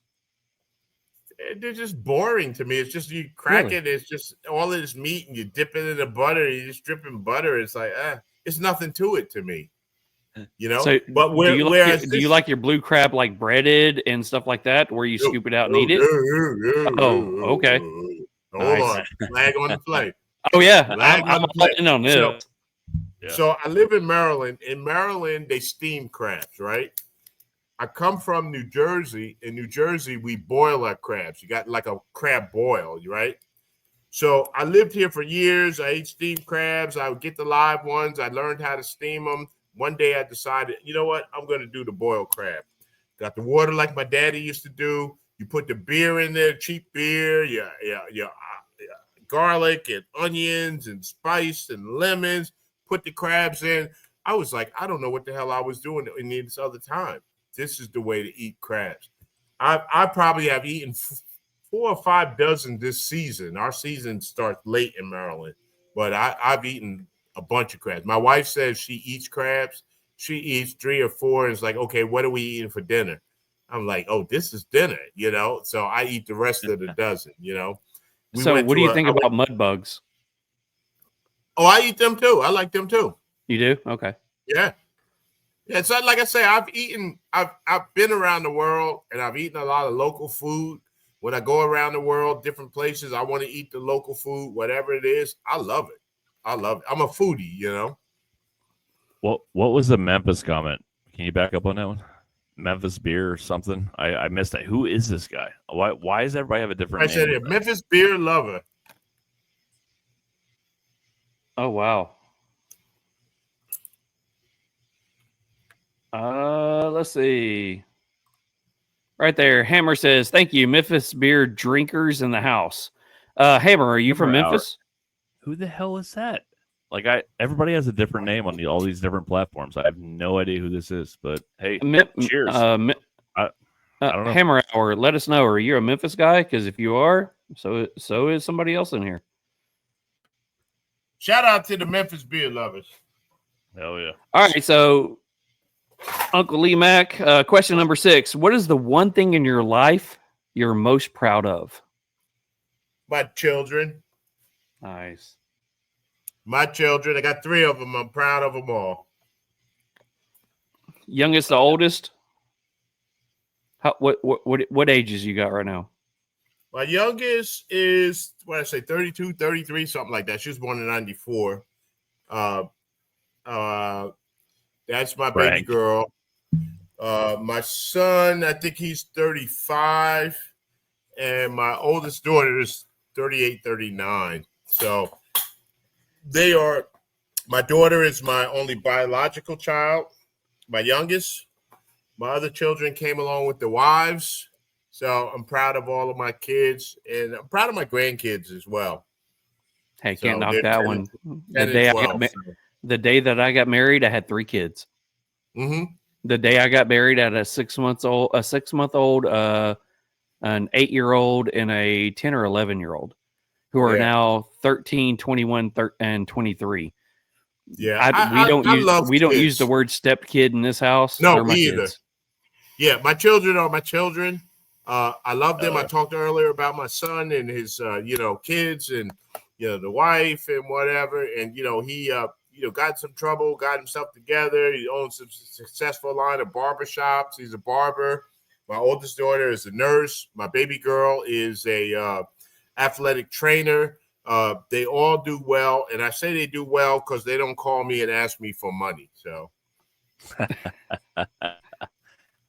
I've got a lunch date. I got to get together with my oldest daughter. I said, we're going to go out to lunch, just me and you, and hang out and do whatever. And you know what? The blended families are like a beautiful thing, right? 100%. So, yeah, we went to my granddaughter's birthday party. So my oldest daughter, her father was there. My granddaughter, it's funny, her father wasn't there, but the father's girlfriend was there with his 2 daughters and whatever. So it's just all family. You know what I mean? My daughter's new boyfriend was there, and his mother was there, his niece. I met his mother. She's a great lady. I love her. I was like, we got to get together and hang out some more because I like you. You're a nice person,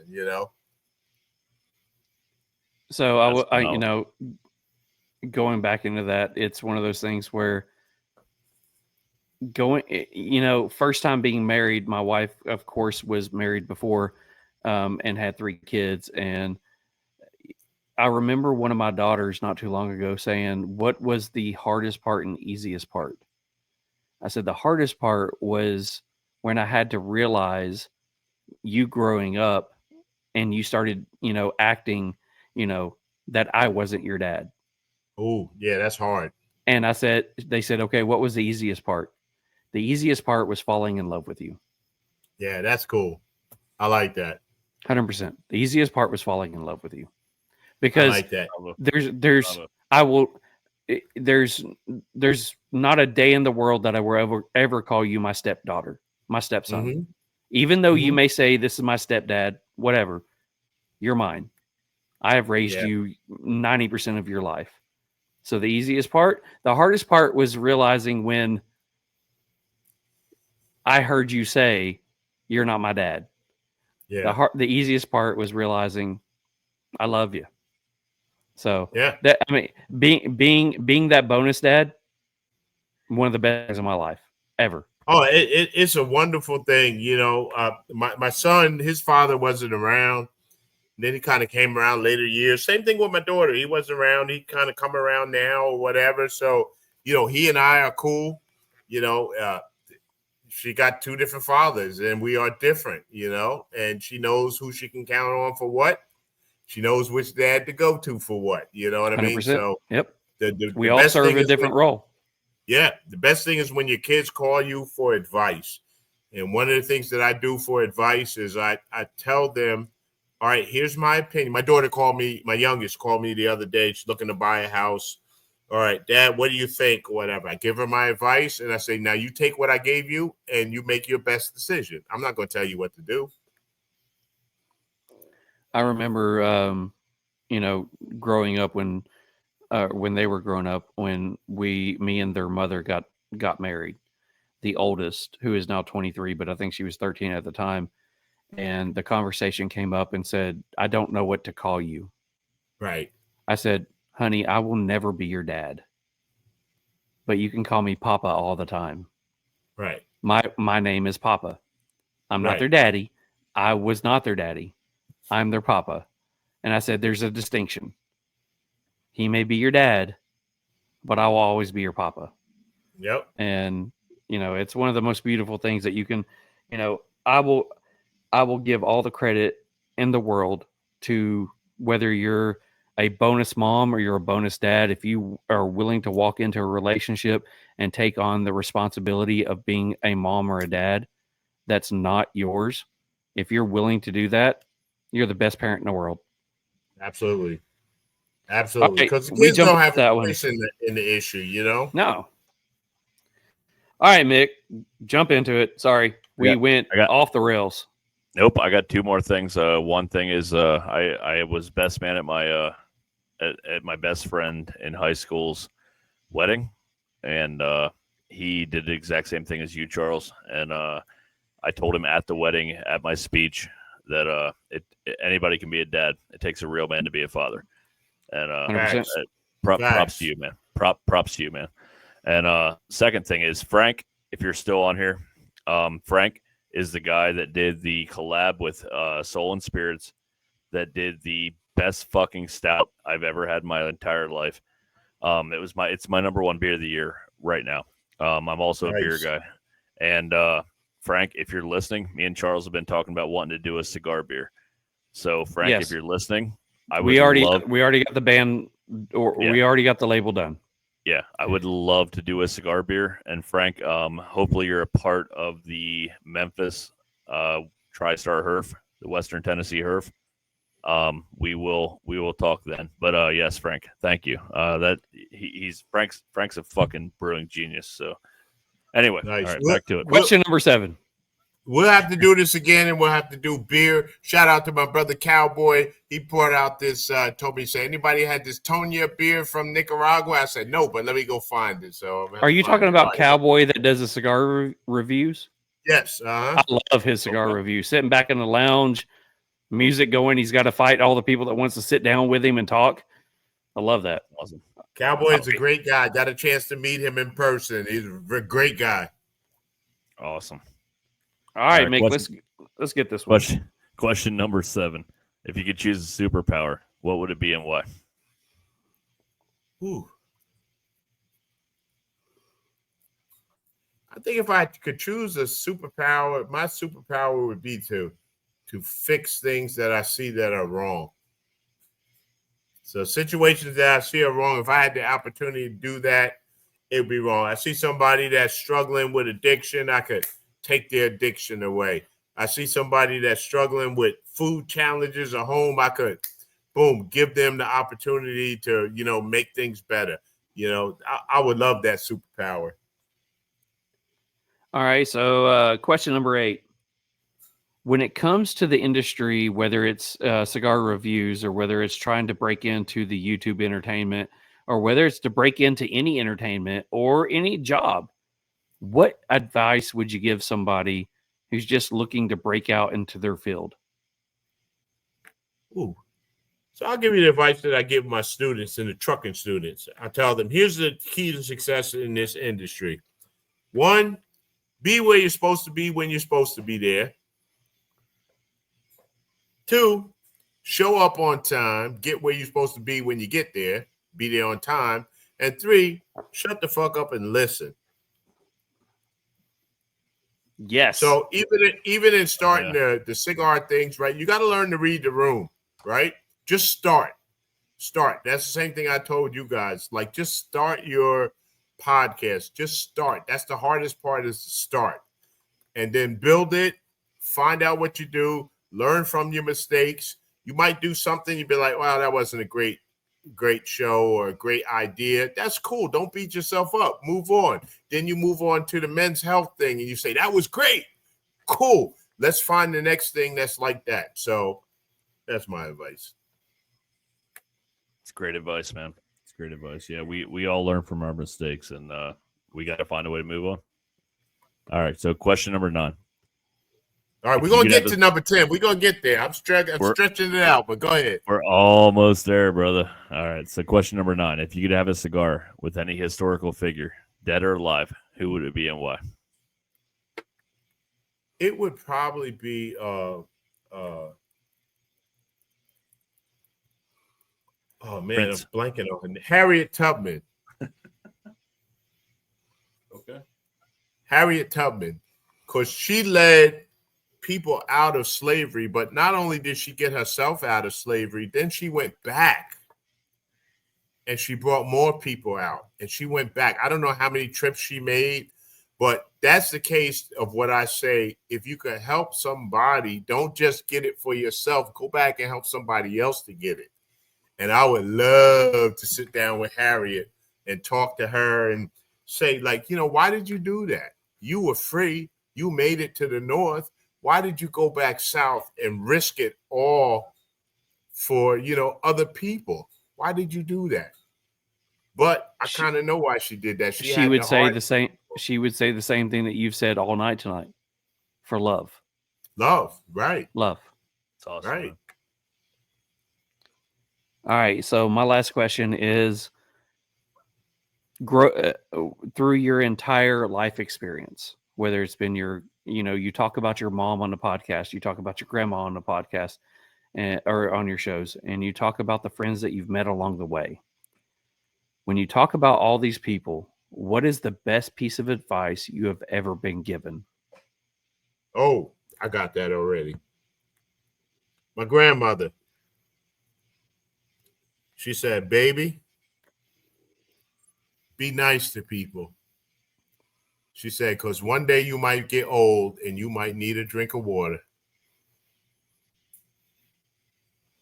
That's a deep statement. Yeah, it is. You might not understand it. And I didn't understand it when I was young.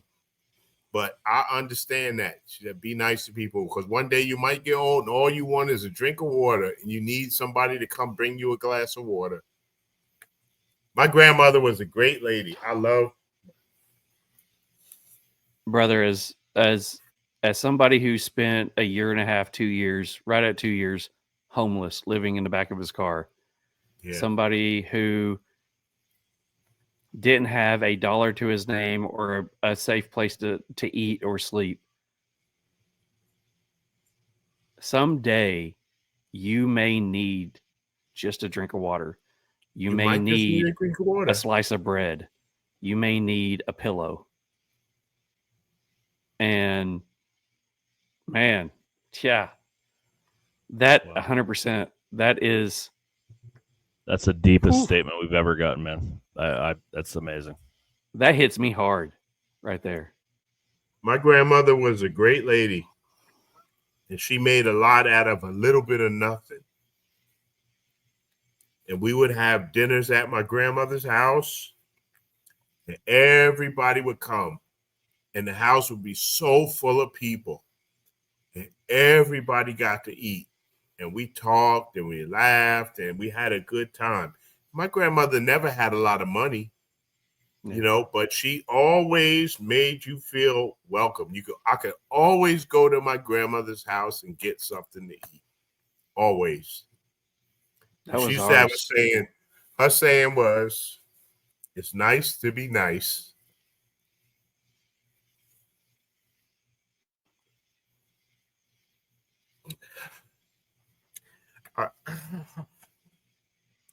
I miss her more than anybody could know.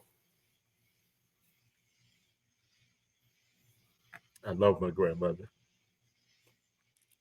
My grandmother was the rock that held our family together. We would go to Atlanta and we would all go to her house, and it would be all my uncles, my aunts, my cousins, and we would if it was morning time, she was at the kitchen, gravy, biscuits, sausage.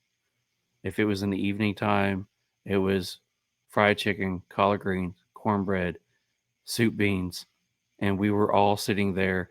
The best times in my life was watching her cook for everybody in our family, because She could cook. Yeah, She didn't have no recipes. No, and she know how to put it together and make that food taste good. I already know. She was just throwing shit. Yeah, man. My grandmother is my hero. That's the thing that we're missing now. It's like, you know, the grandmothers are so young, they're so busy now trying to get out in the club and live their life and whatever. It's just, we used to call them big mama. It's like we don't have big mamas anymore. Big mamas was the one that helped shape us. It's like if you got into trouble with your parents, you could go to Big Mama. Big Mama would listen, but she wasn't always going to agree with you, and she would tell you when you was wrong. You know, in the South, we always called them our mimis. That was my mimi. Yeah, I get that. Good. That's a good question, man. That was a good number 10, man. So the only thing I have left to ask is, and I forgot later. One of them was, and I know I've kept you on here longer than normal. No, it's all good, brother. You've got your meet in the middle on every Sunday.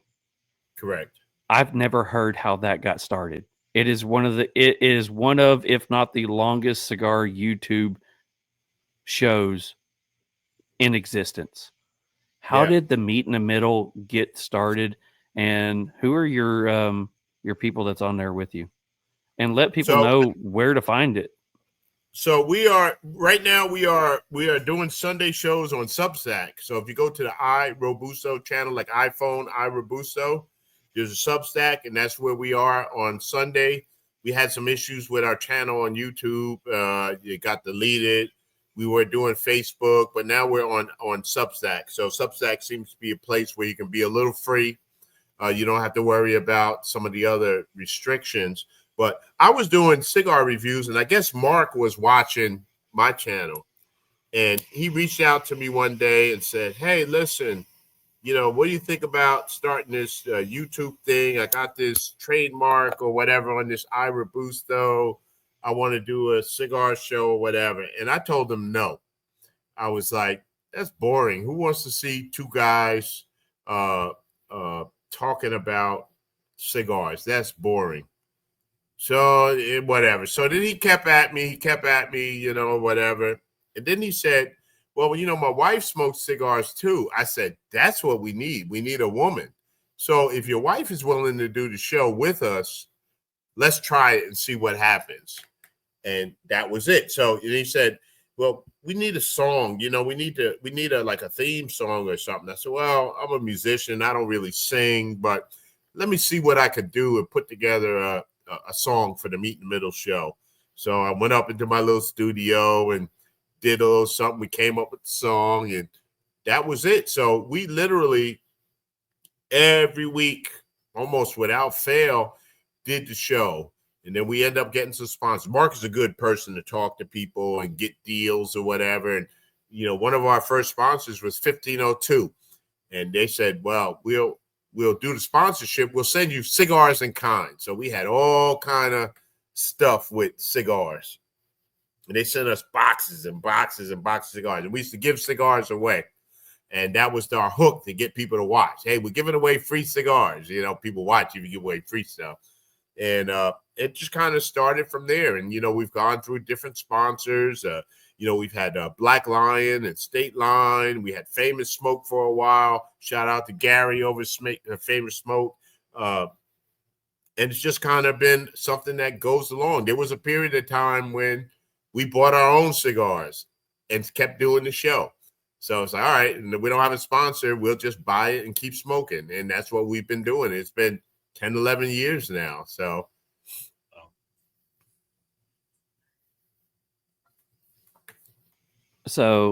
my last question is, you always end your show with the same line.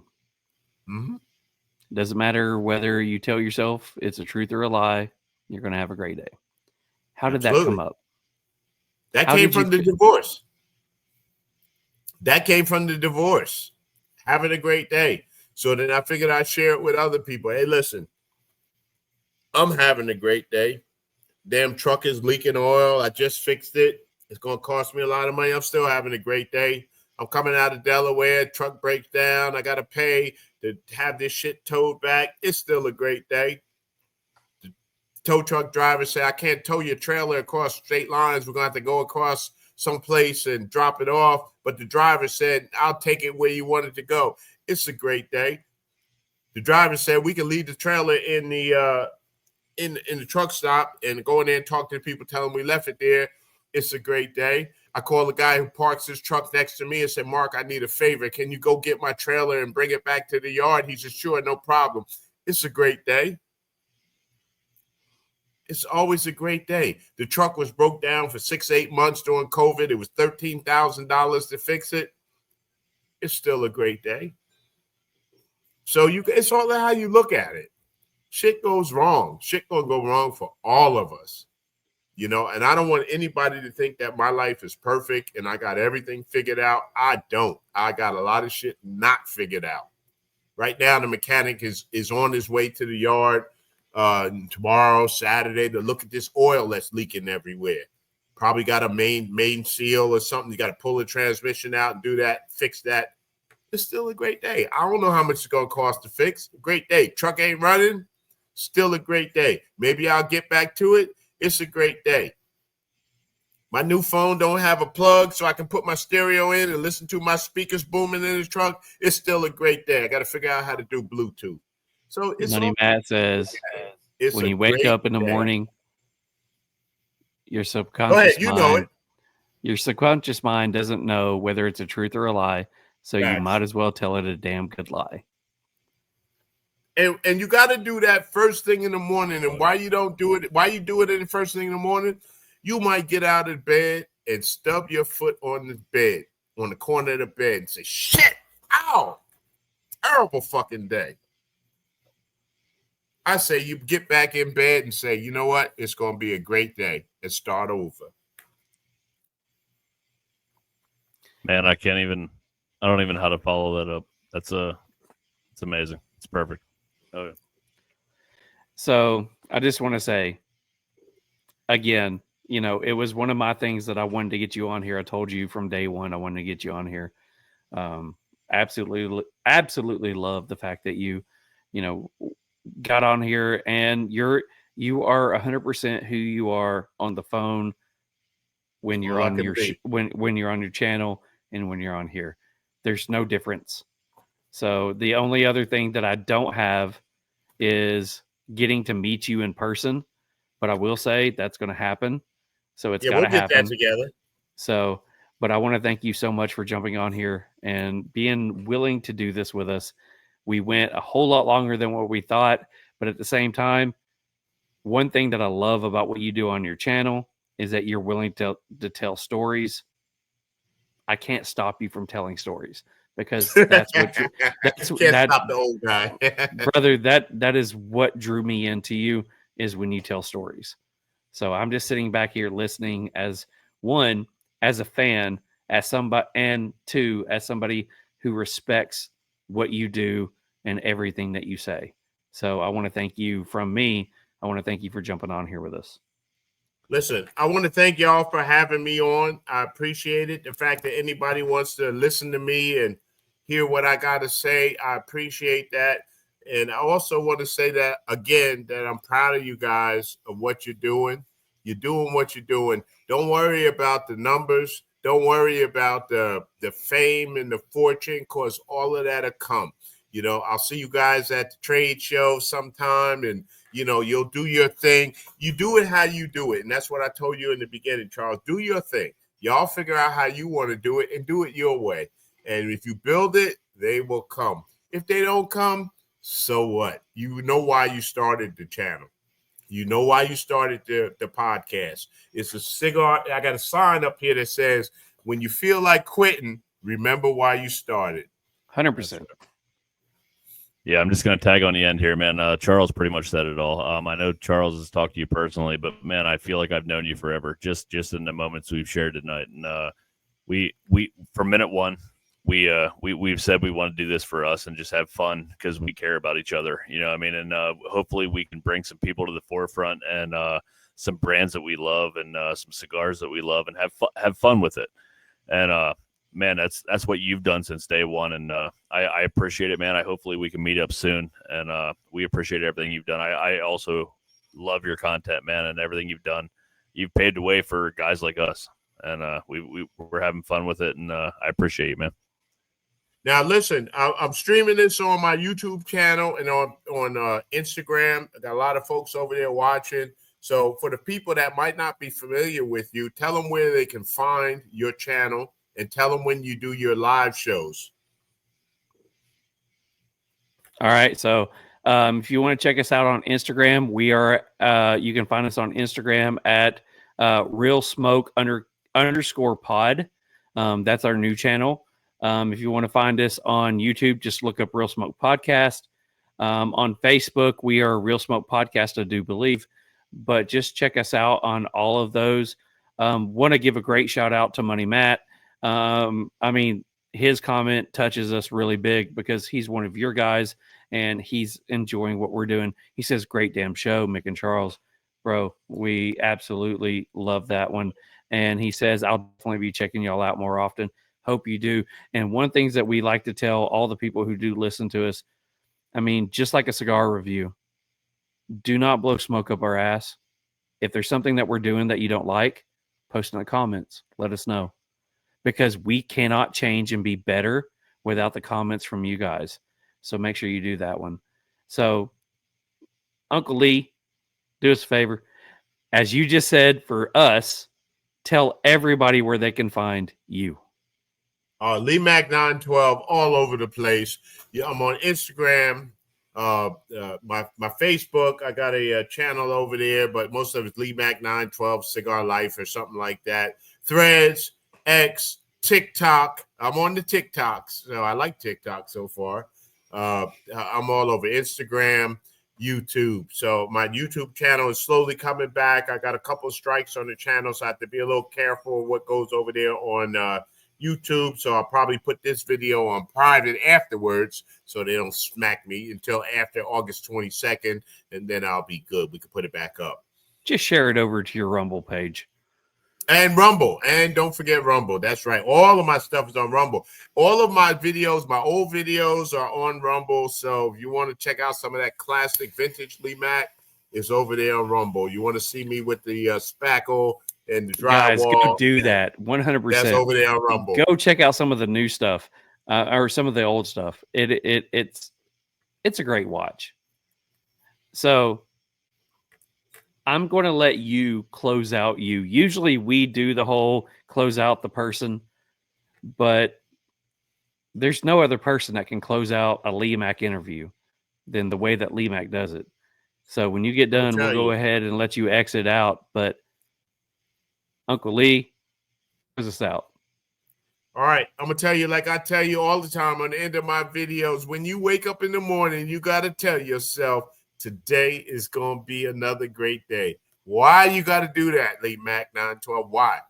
Because your subconscious mind doesn't know the difference between the truth and a lie. So you might as well tell it a good damn lie. So you tell it a good lie and going on out there and have you a great day, no matter what happens. Problems?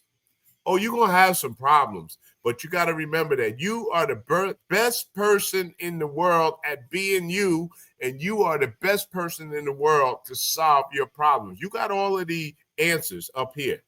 You got the answers up here. So don't worry about what other people say about you. They're going to talk about you. They're going to talk about you bad. They talked about Jesus, and he was only trying to do some good stuff. So don't worry about that. We are much less than he is. So therefore, don't worry about it. You have yourself a great day. I appreciate y'all. Appreciate everybody for watching, everybody that came over. And we're going to go on and get ready for another great day tomorrow. Yes, sir. Thank you so much for being on here. Absolutely loved it. Much love, man. Thank you. Great time, brother. Thanks. Have a great night. See you soon, man.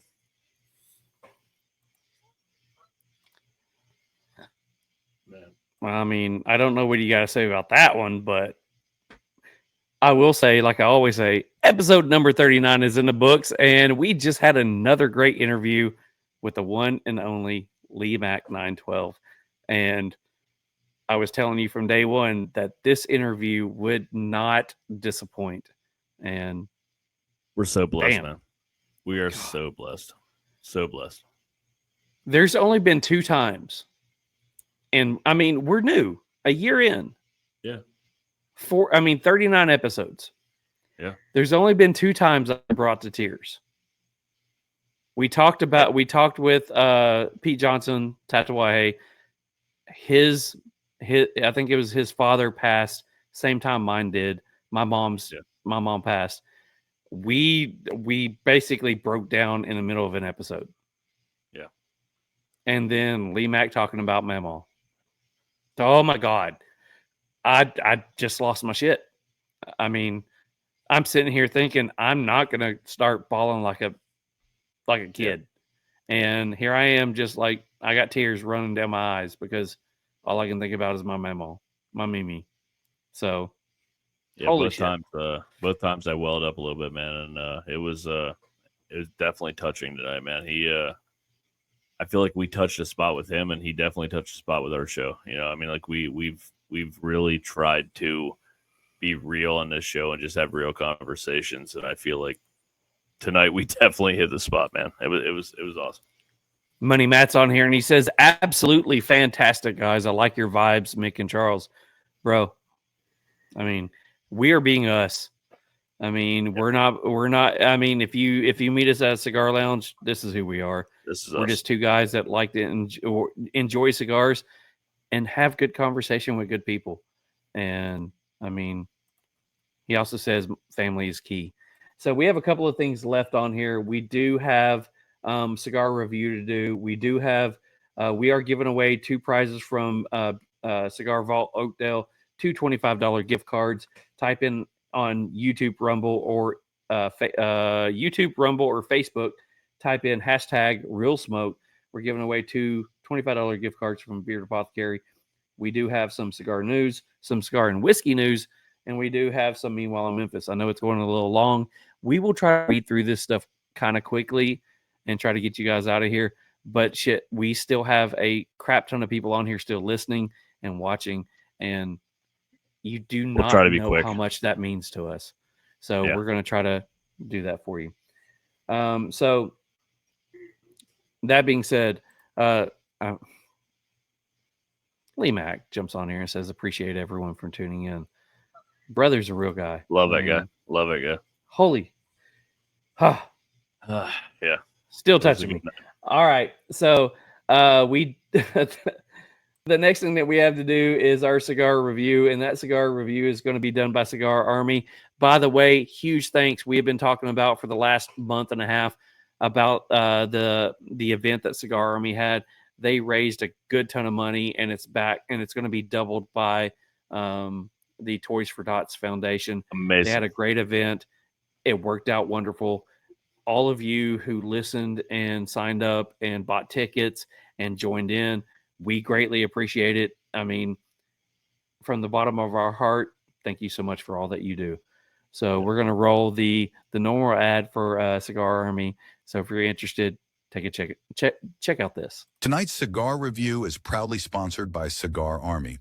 The Cigar Army is a community brought together by their shared love of cigars, but bonded by something much deeper, their mission to give back to those in need. Through Operation Give Back, they honor the courage and dedication of our military and first responders, both active and retired. Their bravery and selflessness make the freedoms we enjoy possible, including this very moment to sit here, share a cigar, and connect with our Real Smoke audience. Every puff carries a story. Every draw is a tribute to their sacrifices. This isn't just about cigars, it's about gratitude, about compassion, and about giving back to the heroes who shaped our lives. Join them in the mission to make a difference, one cigar at a time. Check them out on Instagram at Cigar Army 3 or search Cigar Army on Facebook. Together, we can turn our passion into purpose. Again, huge thanks to everybody over at Cigar Army. We absolutely love everything you guys are doing and everything that you are doing for the community, not only for the cigar community, but for every community in your area that you work with. So thanks so much. Before I get into my cigar review tonight, I got to say again, thanks to LeeMack. It definitely was a touching interview, and it was just one of those nights that I won't forget. Like it was awesome. It was a great night. Yeah, great night. All right, so cigar review. Tonight we reviewed the Haze Gray Brotherhood. Aroma from the body. I got hay, barnyard, light chocolate. Aroma from the foot. I got barnyard, light chocolate, a little bit oaky. Taste from the cold draw. I got cocoa puffs and like an oaky, sawdusty kind of thing. It was definitely oaky. First, third notes: dark chocolate, toast, baking spices, charred wood, light raisins / dark fruits. The retro, I got light black pepper and baking spices. Second, third, I got cocoa, toast, baking spices, charred wood, a little bit of fig Newton. Retro, I got natural tobacco sweetness, baking spices, light black pepper. The final third notes, I got more of an Oreo because it was still that cocoa flavor, but it had that creaminess to it. So it was kind of like an Oreo. It was still bready, baking spices, charred wood, oaky, still dark fruits in there. The retro, I got natural sweetness, baking spices, and again, light black pepper. Pre-light experience, 18 out of 20. Flavor enjoyment, 14 out of 15. Construction characteristics, 25 out of 30. Smoke production and final thoughts, 31 out of 35. I gave this, before I get my final score, the first third, I did have some burn issues. It straightened up after that. Like the first third, it definitely was not burning correctly. I had a few touch-ups, and it was a little wonky. Definitely got better second and third. And there wasn't many transitions on this, but it was a consistent, solid smoke. I gave this a total of an 88. All right, so 88. Let's see, doing some math really quick. Give me just a second.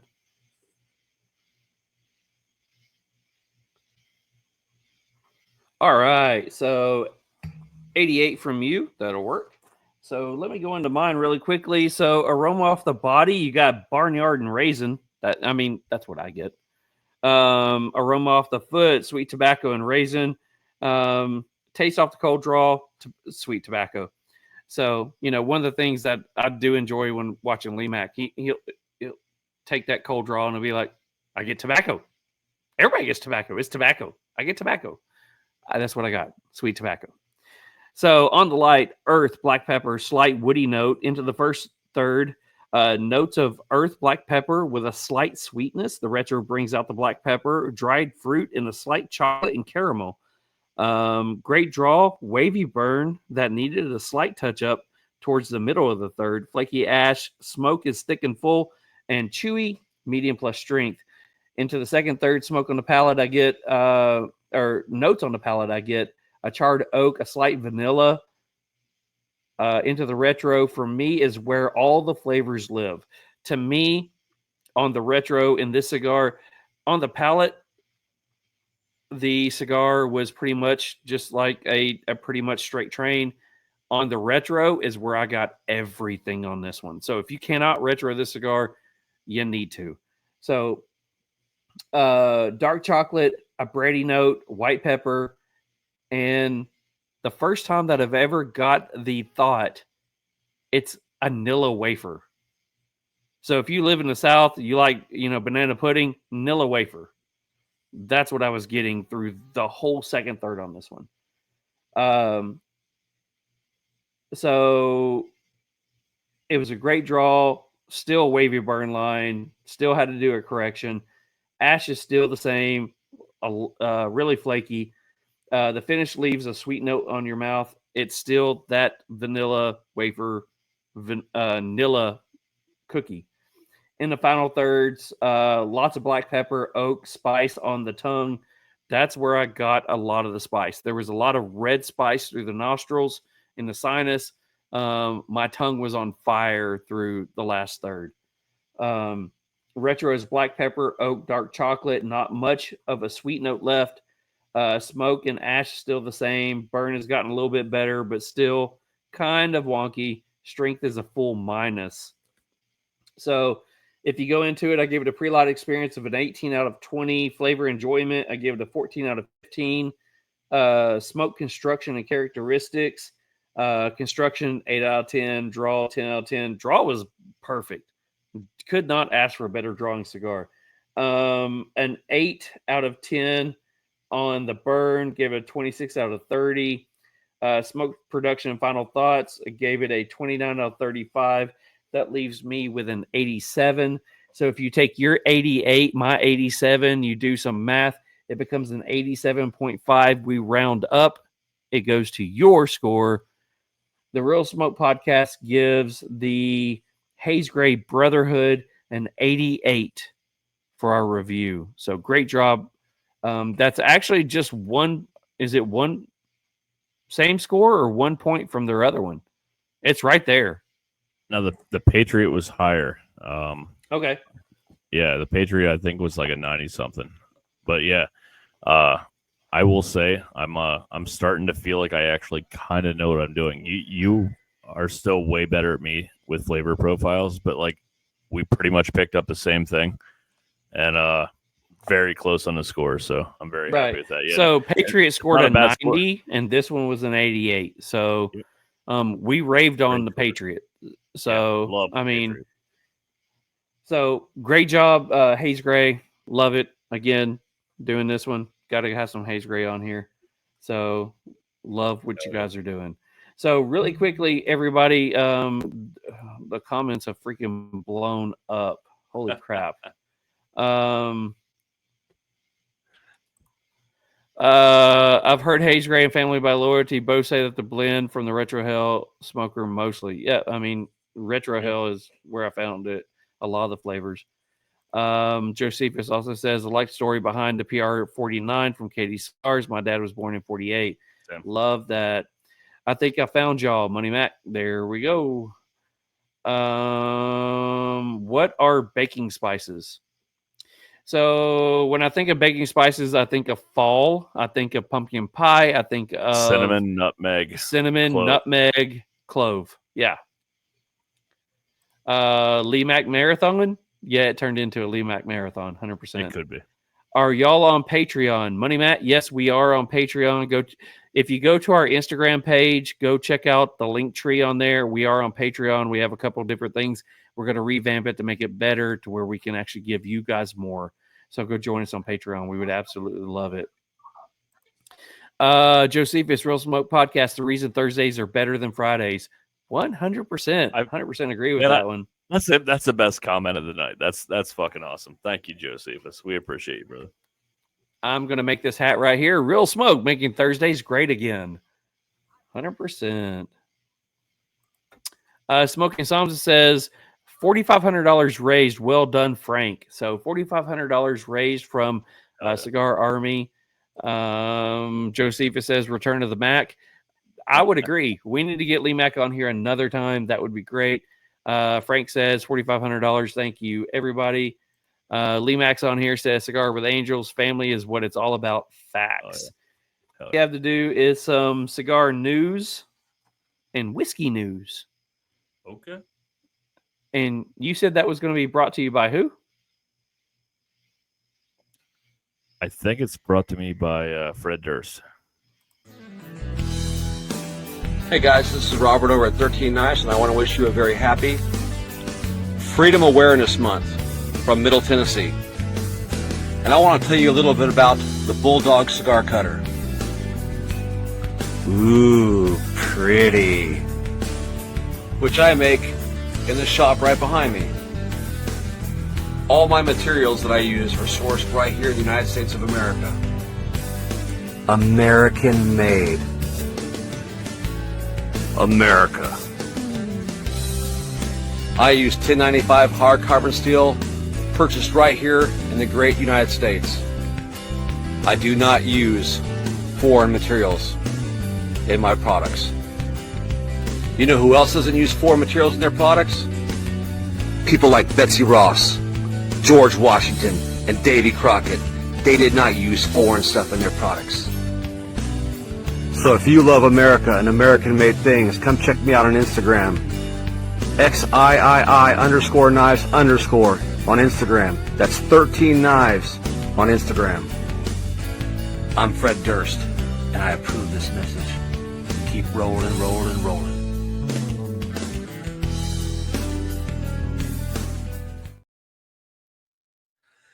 I still love how I had to put the thing on there that says, no, he's not. Every week, you send out more than I do, but we're like, hey, send us a new video. We'll put something up.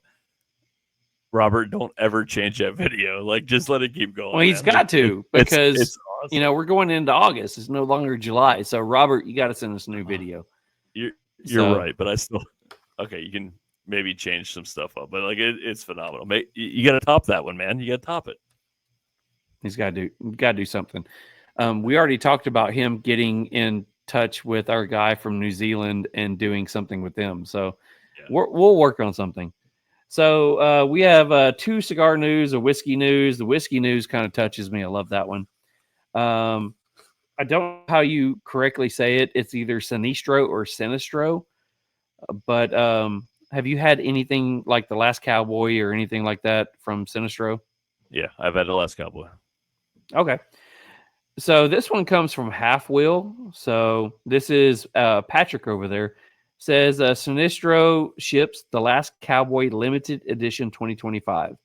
Sinistro has begun shipping The Last Cowboy Limited Edition 2025, the third time the cigar has been released.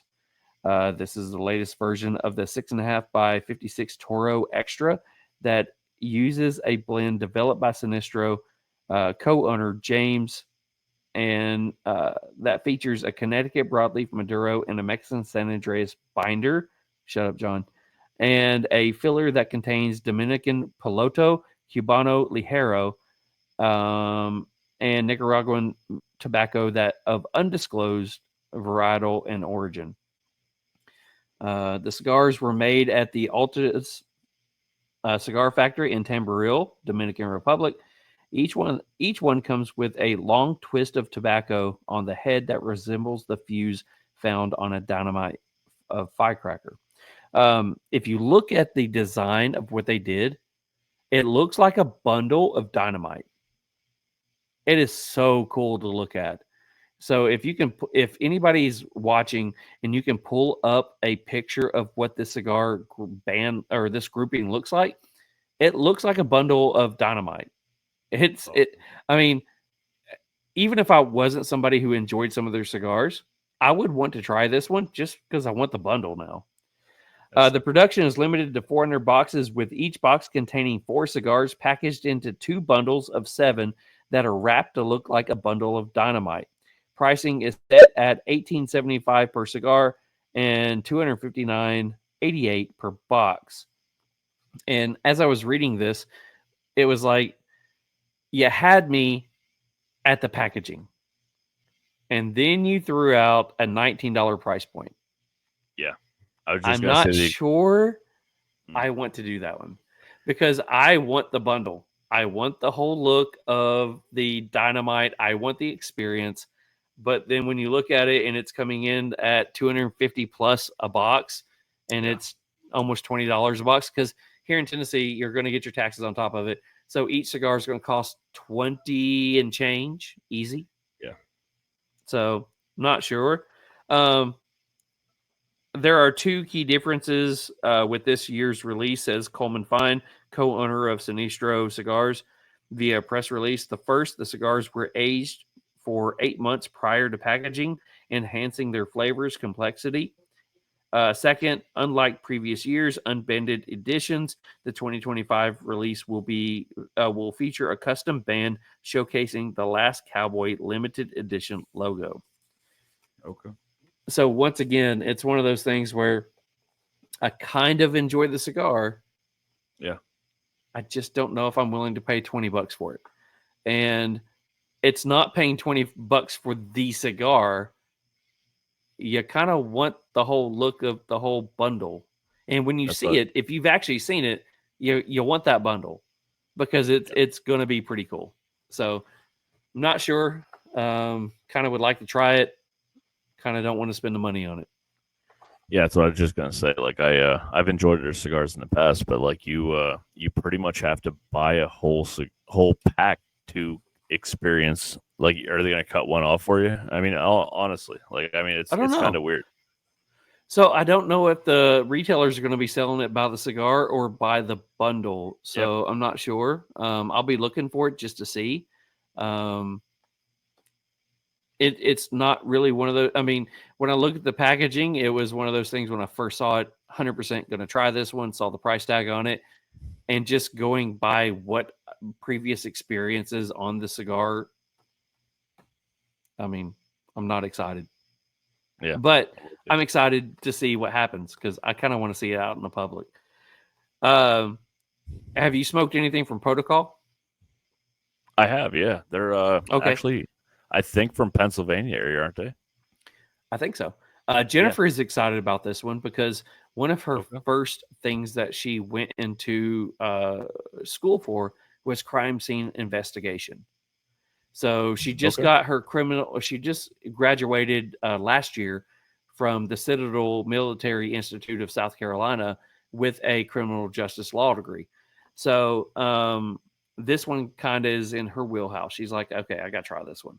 Okay. So Protocol introduces the crime scene unit set for release, and this is coming from Cigar Coop. So William over at Cigar Coop posts on here. He says the Protocol crime scene unit. Protocol Cigars crime scene unit, the long-awaited 6th edition to the core line, is finally set to hit stores. This release is special to the founder, Juan Cancel, in that the company's first Connecticut broadleaf release. Sounds like a lot of Connecticut broadleaf going out. Since day one, I wanted to release the cigar with Connecticut broadleaf wrapper, but was always told that the company our size would never get it. For years, it was denied to us. I finally decided to take matters into my own hands and try to secure some Connecticut broadleaf on my own. I tried every avenue possible until I decided to ask one of my mentors and dear friends in the cigar industry, Adele Fernandez. Thank you, Abdel Fernandez, for helping me make my dream come true. I am eternally grateful, commented cancel in his press release. Crime Scene Unit consists of Protocol Cigars law enforcement theme, paying homage to the men and women who work diligently in the Crime Scene Unit, or CSU. The Crime Scene Unit, CSU, is a specialized team of forensic experts who meticulously process and analyze crime scenes. They collect and preserve evidence, including fingerprints, DNA, and other physical materials that help investigators piece together the facts of a case and bring criminals to justice. In addition to the Connecticut broadleaf wrapper, the Crime Scene Unit uses a Mexican San Andres Maduro binder, and fillers include Nicaraguan Criollo and Criollo fillers from Jalapa and Esteli. The cigar comes in one size, a 6.5 by 50 double Corona. Didn't we just talking about double Corona? So I might like that one. The Crime Scene Unit balances strength and finesse like seasoned investigators balance instinct and evidence. A cigar that delivers a profile that's creamy, chocolatey, and laced with what's enough grit to remind you of this isn't a joyride. It's a case. Added Master Blender Nectar Alfonso Sr. of Espinosa Premium Cigars. Initially, the company planned on releasing 300 10-count boxes, but due to production limitations, only 150 boxes will be available. It's uncertain whether additional production runs will be in the future. This is set to be released and on the shelves in August. There's no price, anything in this article. But if you go with anything that's being released right now, it's going to be in the $12 to $15 mark. Okay. Yeah, I've had a bunch of their cigars in the past. Local shop in Pennsylvania that I lived real close to was Breaker Cigars, and they were one of the main retailers for Protocol. They have some good stuff for sure. Yeah, I don't know if it is now, but if you're in the Middle Tennessee area, if you go to Mission Cigars, they used to have a lot of Protocol stuff. So that's the first place I ever tried them. So last one, a little bit of whiskey news. This is a really heart-touching one. Texas Hill Country Distillery Garrison Brothers helps raise $100,000 for the Kerr County Flood Relief Fund. And this is coming from Breaking Bourbon. So if a couple of weeks ago, Kerr County in Texas, just like what happened to us over here in East Tennessee, in my area, we were hit with a devastating flood that took out everything, completely wiped out towns and cities and caused a lot of havoc. Well, Kerr County in Texas got a lot of the same thing. They were devastated, and it went through the one camp that, unfortunately, there was a lot of lives lost from a lot of young ladies that were doing a church camp out that way. So our hearts go out to all of them. But Garrison Brothers is doing their best, which is a Texas company, is doing their best to help raise money for them. In a press release, what began as an annual Garrison Brothers Guadalupe bourbon release event became a rally for flood recovery. On Saturday, July 12th, Garrison Brothers Distillery hosted the Guadalupe Relief Day, dedicating $50 from each Guadalupe cask strength bottle sales, as well as profits from the Whiskey Shack and gift shop merchandise sold that day to help families and businesses devastated by the 4th of July weekend flash floods that swept through Kerr and Bandera and Gillespie counties. The Garrison Brothers team also established an online donation page to gather funds from those far and near that could not attend the event. Today, the distillery's 501c3 nonprofit Good Bourbon for a Good Cause delivered an initial $50,000 in contributes. These were generated by donations to the Community Foundation of the Texas Hill County's Kerr County Flood Relief Fund. In a show of local solidarity, Happy State Bank of Fredericksburg pledged to match that check dollar for dollar, instantly doubling the impact to $100,000.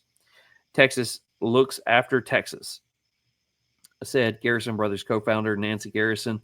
Our team quickly decided to earmark a $50 donation on every cask strength Guadalupe single barrel that we sold on July 12th, as well as donate 100% of our profits that day from the gift shop merchandise and the Whiskey Shack sales to help flood victims.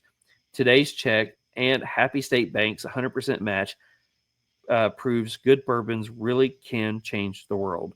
On July 7th, Garrison Brothers has set up an online link to collect donations for flood victims, with the first $10,000 collected in donations matched by a private donor.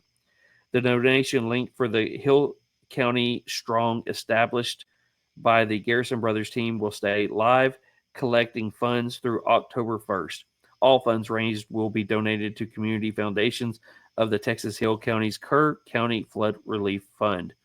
In 2020, the co-founders Garrison Brothers established a Good Bourbon for a Good Cause, a 501c3 nonprofit that has raised over $2 million to date to help local causes in the community of Blanco and Gillespie counties of Texas. Causes that support veterans and their families, the hospitality community, and the other organizations that help support and restore beautiful Texas lands and landmarks. To make a donation or for more information, you can visit them at http://oenecau.se/hctxflood. So you can actually go on Garrison Brothers and you can find out all that information. You can also go to anybody who's doing whiskey information and you can get that information. So good on a Texas company who is making sure that they step in and take care of the community that they live in. That's a really good bourbon too. I mean, like, it is. Yeah. And for them to step up like that is it tells you what their character's about. So yeah, support them, support the people around you. So LeeMack just posted in our private chat, said, "Alrighty, fellas, I'm ready to turn in. It was a great show. Thanks for having me. We'll have to do it again." 100% for LeeMack. Absolutely love that one. A lot of comments still coming in, which is absolutely crazy. Garrison is good. Choose also like Balcones. Josephus says LeeMack. He also, LeeMack's on here. He says, "Please continue to support the fellas. Good work that they are doing in the cigar community." Thanks, so bro. Absolutely appreciate that one. So our last thing that we have on here is the one part of the show that most people look forward to the most, and that is our Meanwhile in Memphis. But before we do that, let's say hi to the people of the cigar that we were smoking, as well as the hat that I'm wearing. Let's talk to some Haze Gray cigars. Every Haze Gray cigar is handcrafted with care, using only the finest tobacco sourced from around the world, with rich flavors and smooth draws that satisfy even the most discerning cigar aficionados. From careful selection of tobacco leaves to the final roll, we oversee every step to guarantee the best blends possible. Every Haze Gray cigar is rolled with pride and purpose. Each cigar represents a different chapter in our Haze Gray story, from smooth Connecticut finesse to dark richness of double Maduro. There's a cigar that fits your mind. And huge thanks to Haze Gray Cigar for supporting us, because we love supporting you. Are you ready for some Meanwhile in Memphis? Let's go. Meanwhile in Memphis, it's happening again. Meanwhile in Memphis, the sky turns wild. Stray gators and pools running free and wild. Some guys wearing mud boots with a suit on trial. Meanwhile in Memphis, let's stay here a while. Hell Meanwhile yeah. in Memphis. I love it, man. What We're you gonna got make that for go. us tonight? So I know this is totally weird for everyone who's listening, who has ever listened to Meanwhile in Memphis. There's 2 out of the 3 stories tonight are fairly positive. Fairly positive. How'd that happen? Well, I wasn't at my desk much this week, and I picked things that I thought would be great for the show. So here we go. There you go. So the first story tonight, I don't know if you heard about this, but Bearded Iris Brewing Company out of Nashville was just bought by Wiseacre out of Memphis. So I'm completely winging most of these stories, so bear with me tonight. So Bearded Iris about 5 years ago when I went to Nashville for the first time 6 years ago.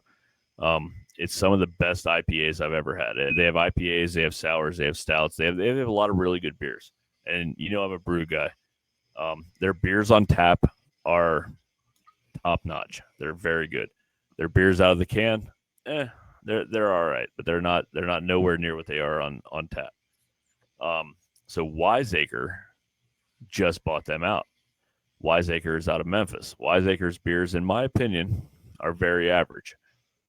So the Wiseacre people are like, oh shit, they're gonna change into this Bearded Iris.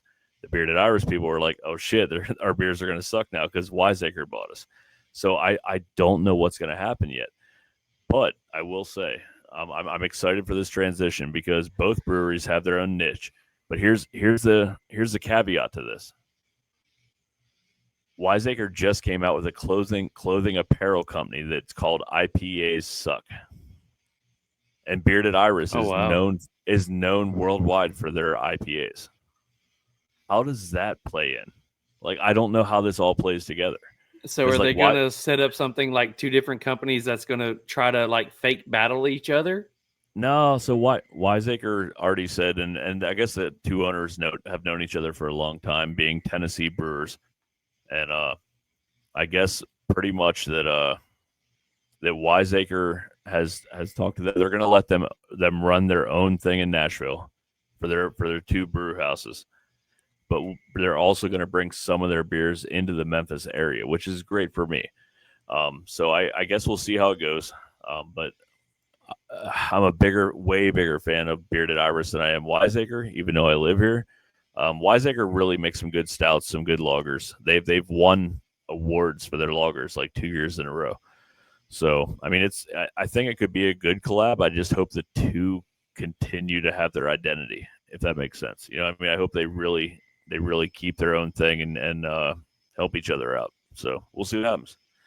But hopefully they both play to their strengths and are able to make it work. Agreed. It's two of the biggest brewers in Memphis, and I really think they could make something special out of this if they really play their cards right.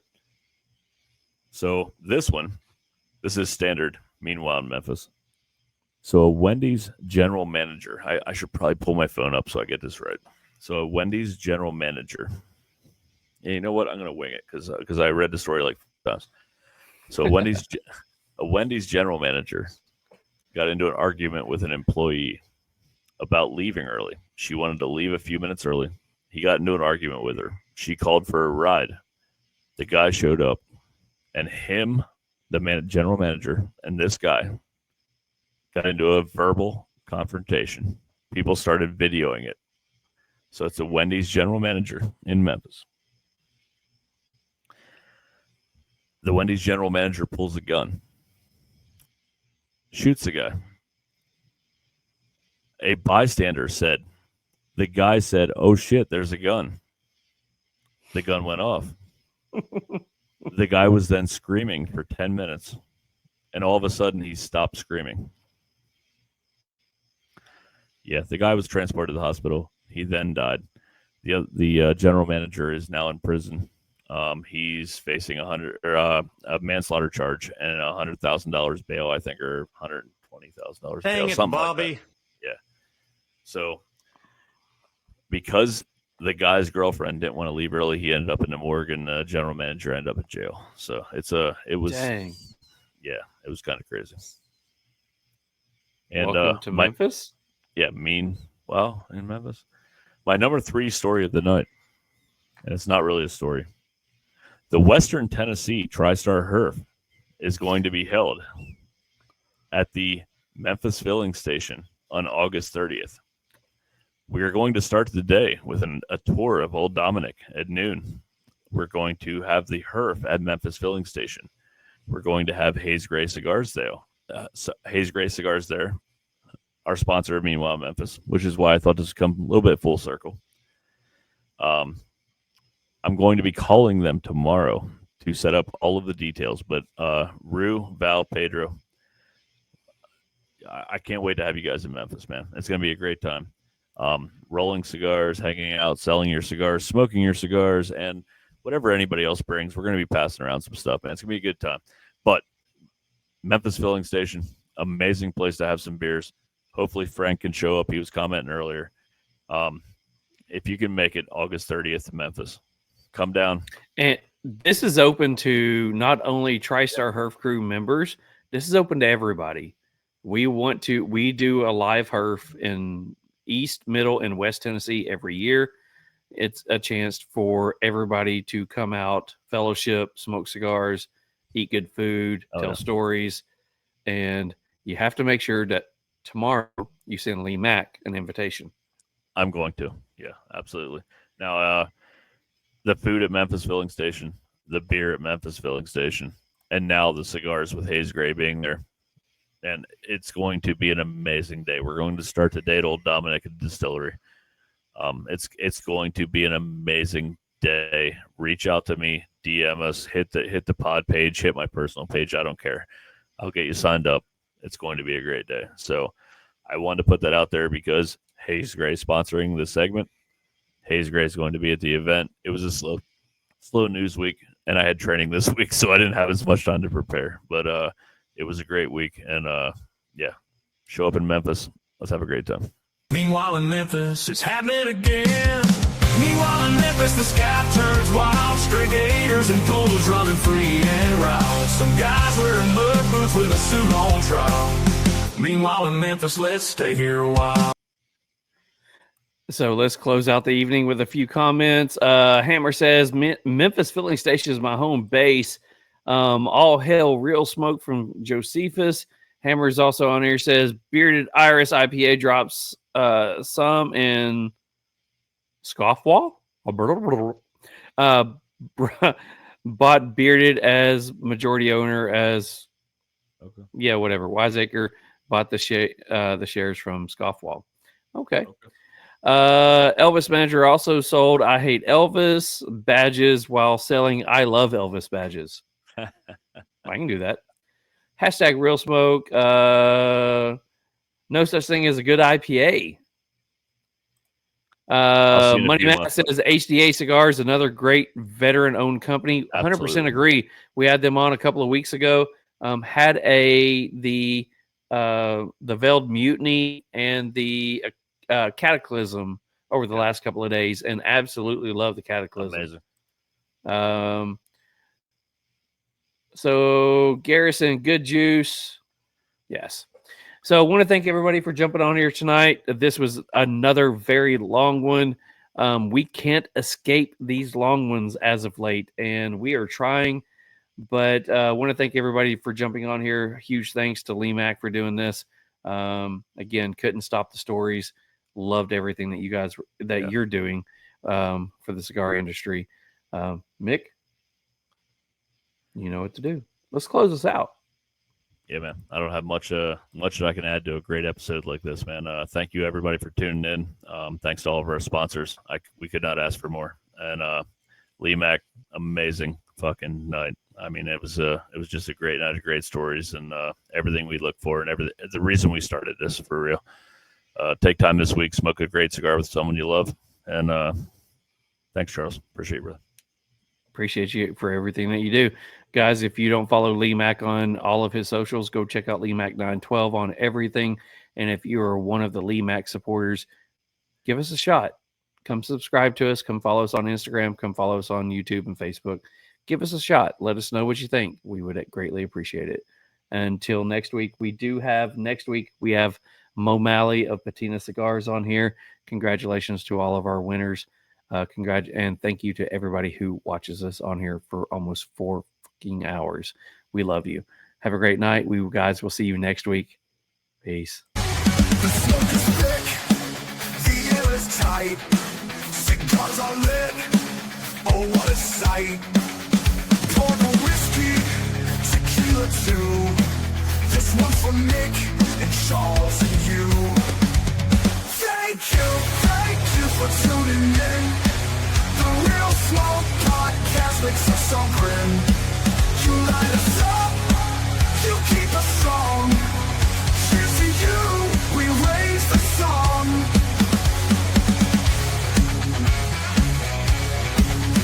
Conversation